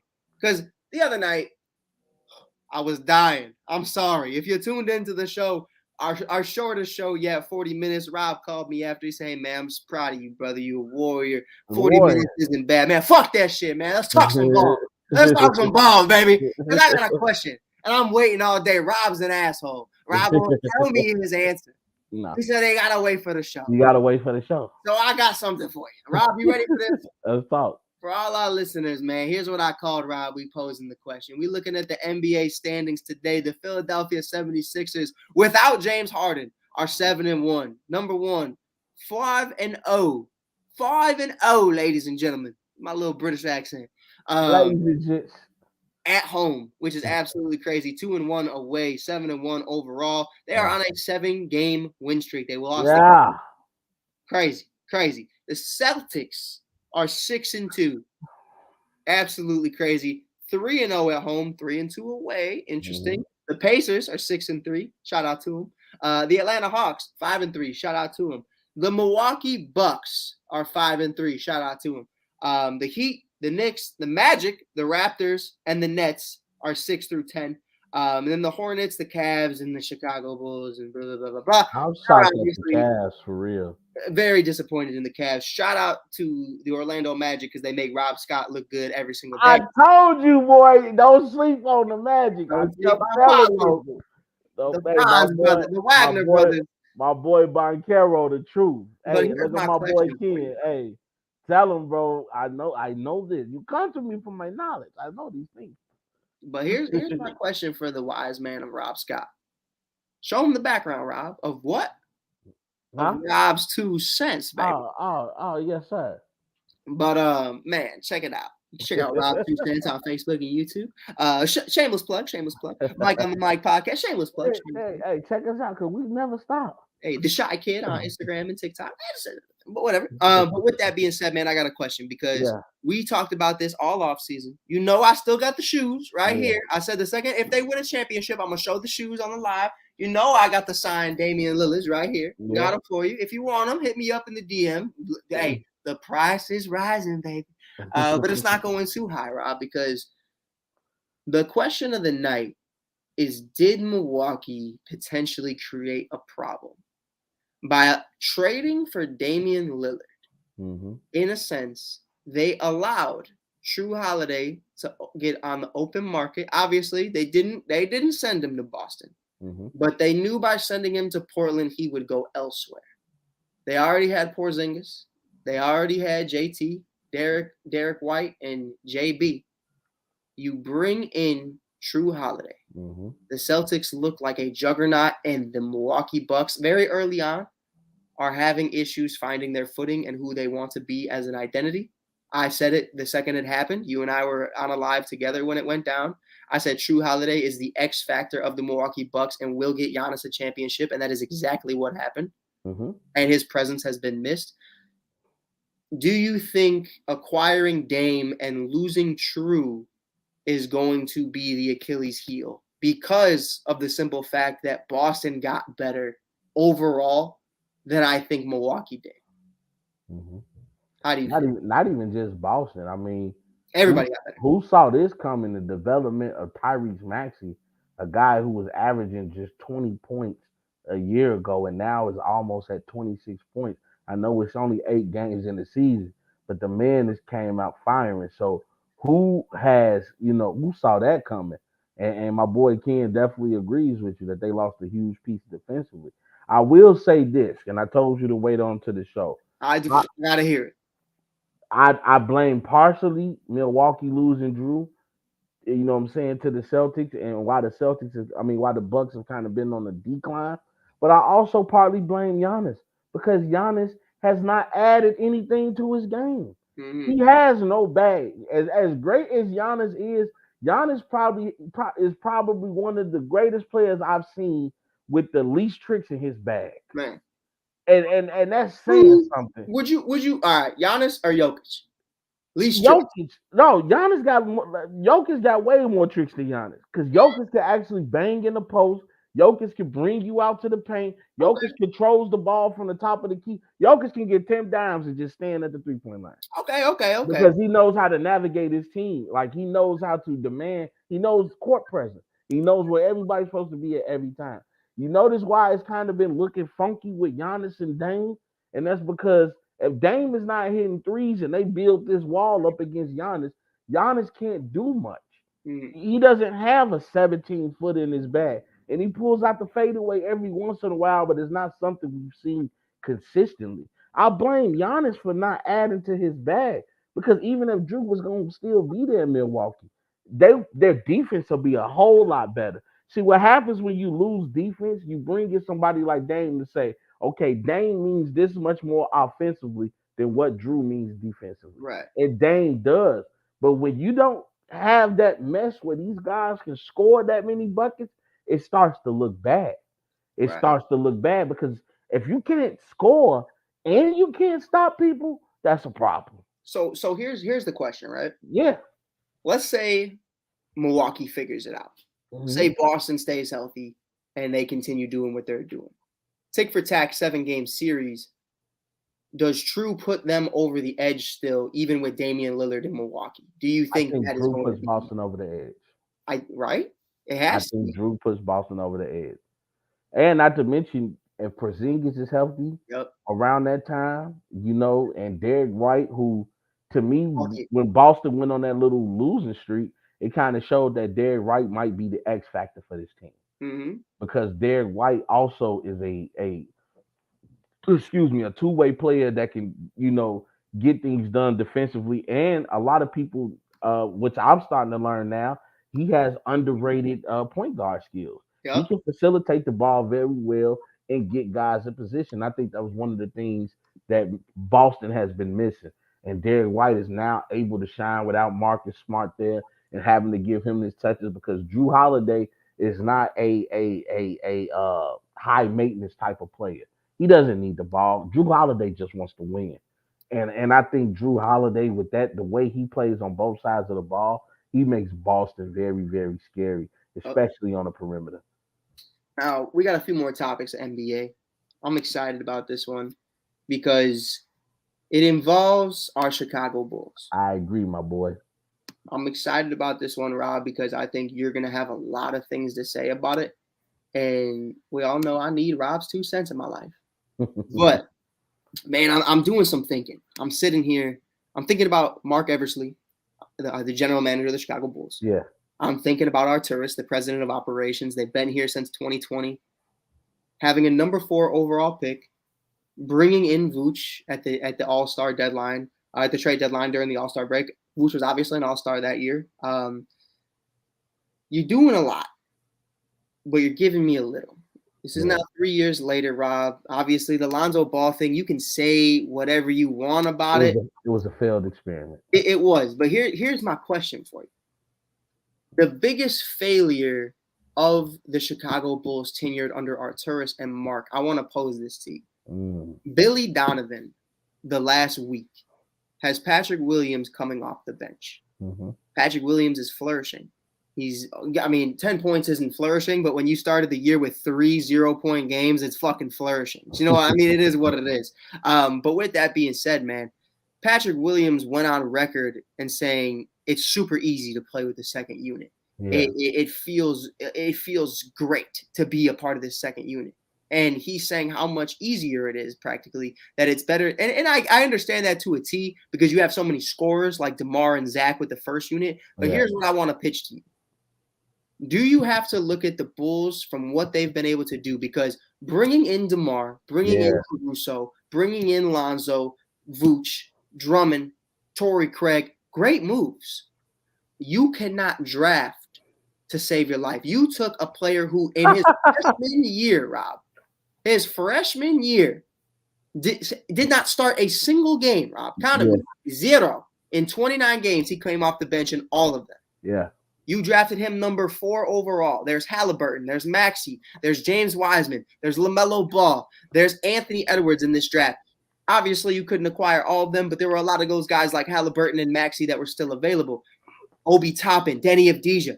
And you go after the guy, number 4 overall, who didn't start a single game in college at a non-prestigious basketball school. Then on top of that, you have drafted Marko Simonovic, who is no longer on this team. Mm-hmm. Dalen Terry, who is just a social media meme, and I haven't seen play a real lick of basketball, just got brought back from the G League. And Ayo Dosunmu, who I got some love for because I got to see Ayo Dosunmu play in my life growing up. I've seen my homies play up against him. I've never got to play against him myself. He's from Morgan Park, right? Yeah. I watched that man put people on posters for a living at local rec centers. But with that being said, Rob, the biggest failure to me for this Chicago Bulls front office in this tenured has to be the drafting and capabilities. They have not been able to draft at all. How do you feel about that? What do you think the biggest question mark is about this front office? Because I've seen them spend the money. I've seen the Supermax. I've seen them pay Debo, pay Lonzo, pay Vooch. But what do you think is their biggest flaw as a unit? Right now, it sucks when you think about like we could have had like Tyrese Halliburton, Tyrese that we, Maxey, you just talked about him too. Tyrese Maxey, a guy who's every year he's gotten better, and now with James Harden, gone, and he's kind of have open range to be himself. This guy's been playing out of his mind. To think we could have had all of that over Patrick Williams, like what did you think he was gonna say? This is a guy who's played on the bench his whole collegiate career, and then he gets to the NBA, and you think that he doesn't feel more comfortable on the bench. Like Right. you should have saw that coming. Now, good luck going up against Giannis every Yeah, night. that's what I'm saying. You don't LeBron. waste your fourth pick in the draft on a bench player, which is one of the things I said when I did my research on Patrick. I didn't even know who the guy was. That should tell you something. Right. And that was Um, Rob. Do you remember? Now, real quick, I yeah, remember me and you probably at that time. I don't know if you felt the same way I did. yeah. Obi Toppin was the guy for me. I'm not gonna lie. Tyrese Maxey, I Tyrese like Obi Halliburton. Toppin and what he's doing with. I mean, Indiana right now Yeah, sucks. but those other two that we named the Tyreses, they were not on anybody's radar. Let's be No, real. We're I not gonna mean, sit up like here that's and act that's like what they I'm were. saying. Like these guys, a lot of guys don't like Mahomes wasn't Mahomes Right. until he got to the NFL. But Obi Toppin and Denny Avdija were on everybody's radar. I mean, I know Yeah. Denny hasn't panned out in Washington, but he had more accolades than Pat did the Yeah, night and before the Denny draft. ain't Denny the guy that got mad and frustrated with Jordan Pissed, Poole. pissed, pissed, bro. He don't play. He foreign, bro. He ain't playing that. But the punch 2.0 coming. But the night before that we hear that Patrick Williams might be the sneaky pick for the Bulls, I'm just like you on. Yeah, I'm like, let me Like, find out who the fuck? who is this guy? Who is Patrick Williams? Immediately, bro. Nah, that's bullshit. And I was like, all these dudes in the draft, and so I'm like, this dude got to be special. I get to go watch highlights, and I'm like, Talking about you he know, helped his mama at the flower shop. Oh man, if you don't get the fuck on, bro. listen, I think right now the Bulls' biggest problem is Coach Billy Donovan. Really? Billy doesn't strike me as like one of those coaches that you'll run through a wall for. Hmm. Like you mentioned the other night, like, do you think the Spurs would be fighting in the locker room and Greg Popovich walks in there and they tell him to leave? Do If you Greg think walked in the room, I'm sorry. And I'm sorry. It won't happen again. they're gonna tell that to Coach Tyrone Lue? Yep. And you heard what to take it into a guy you love and hold dear to your heart. Deion Sanders said the other day, I let my kids fight in front of me. I want to know who won.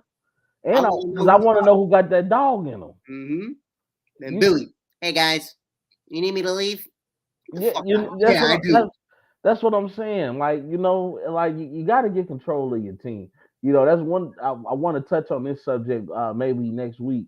And I want to give the Clippers one more week of games to see how they look. But I know Coach Tyrone Lue he's gonna make that decision. He's gonna make James Harden come out the bench. I feel it coming. And you're gonna be like Rob said that's what he was gonna do.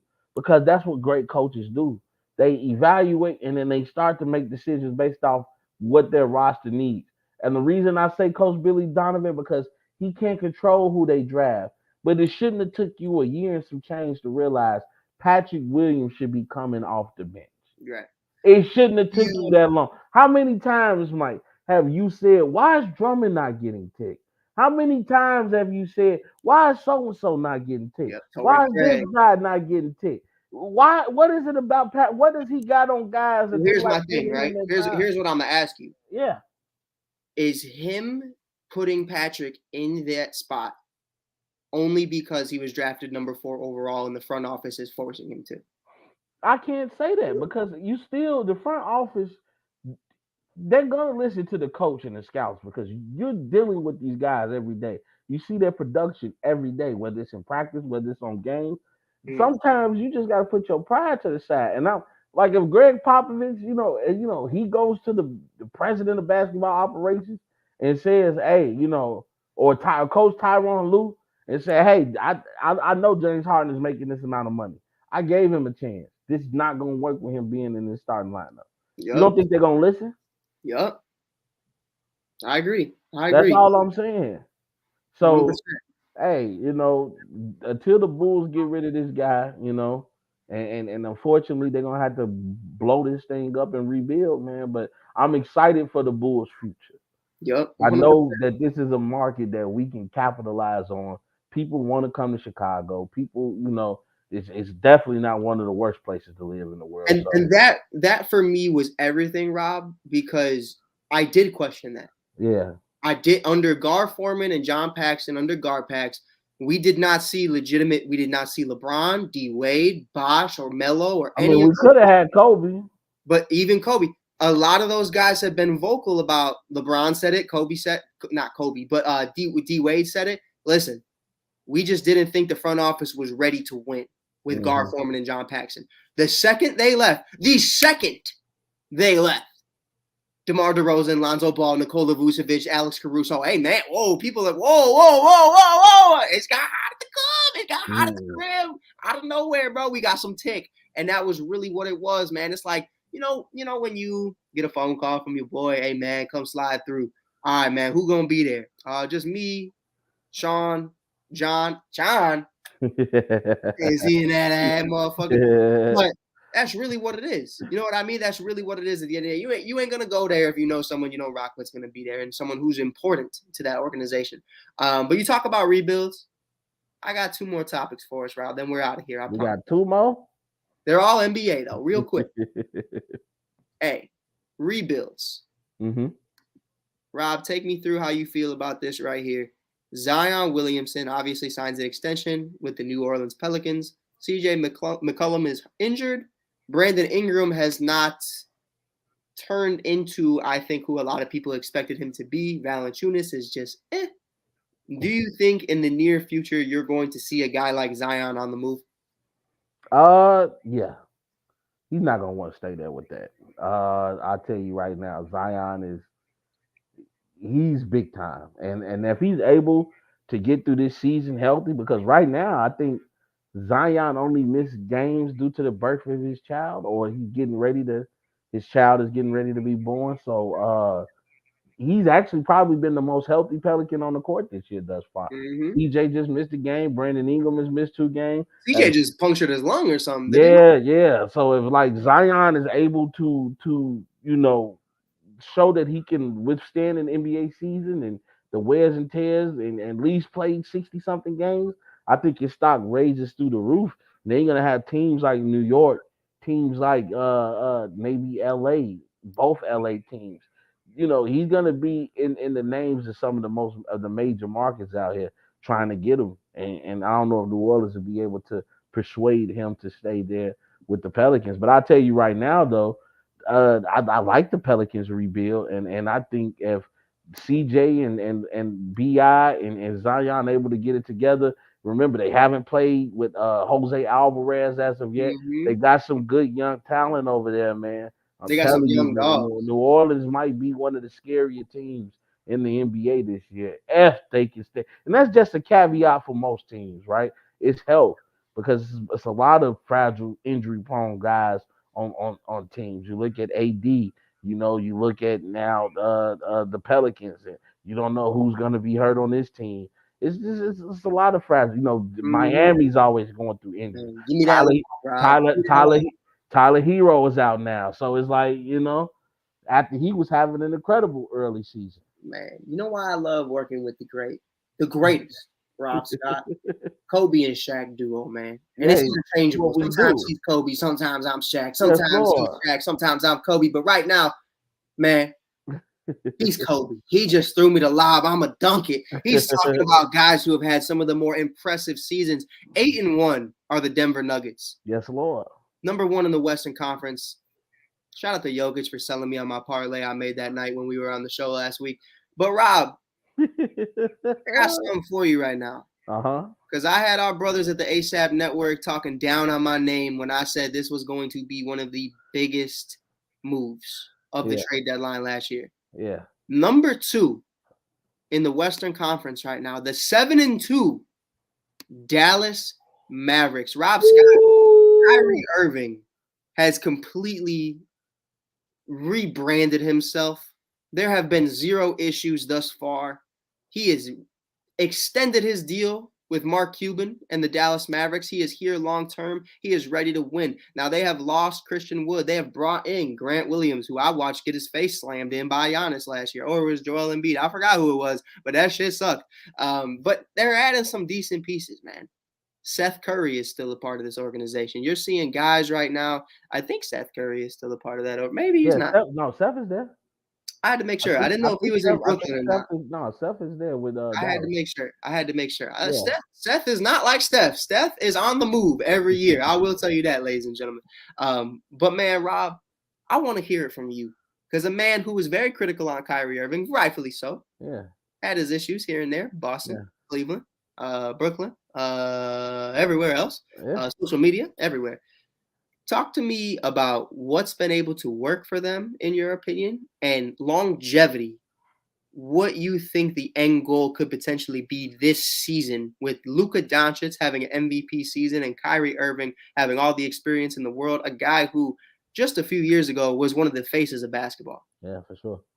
I'll say first of all with Kyrie, I just want to commend him the same way I gave him shit about what he was doing. I want to commend him for not being distracted. I think that's what people didn't understand what analysts and the guys like us were trying to say.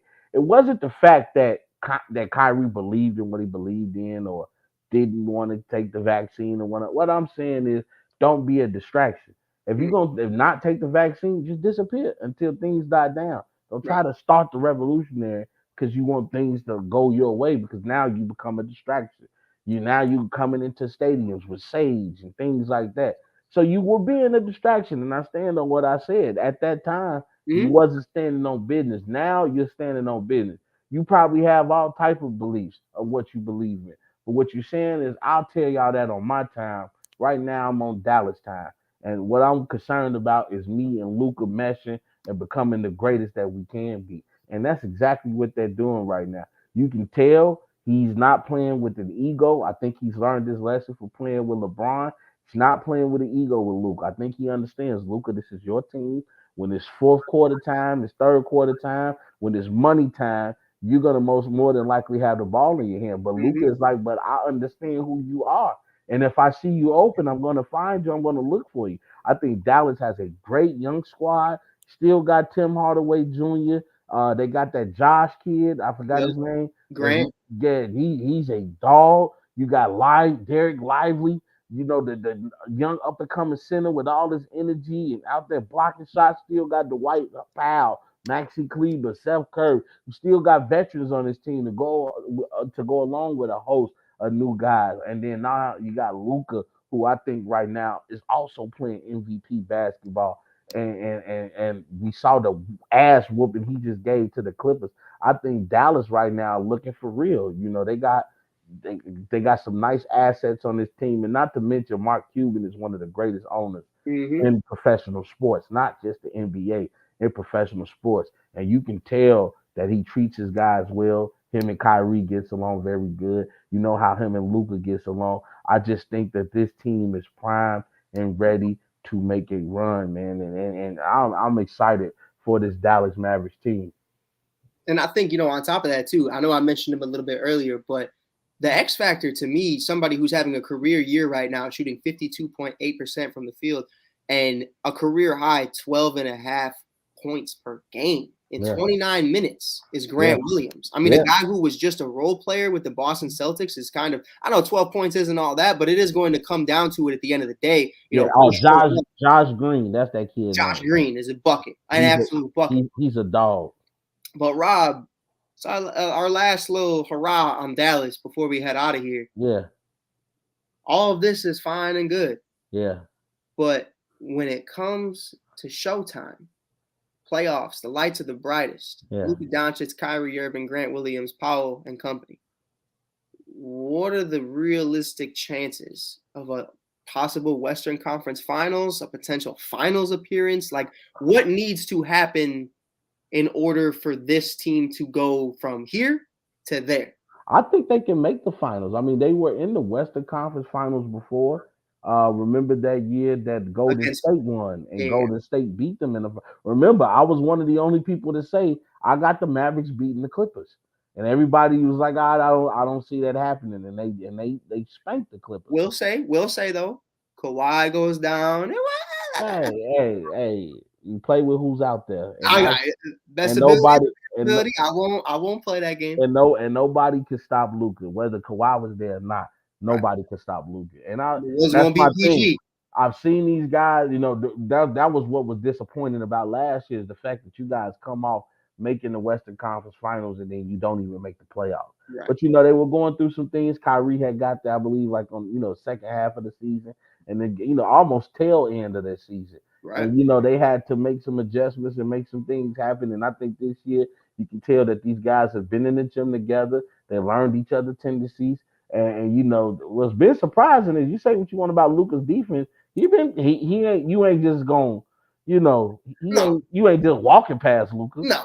But I will say, first half of the game, Luka kind of just hanging out. Yeah, he preserving his energy for when it's time to put foots in there.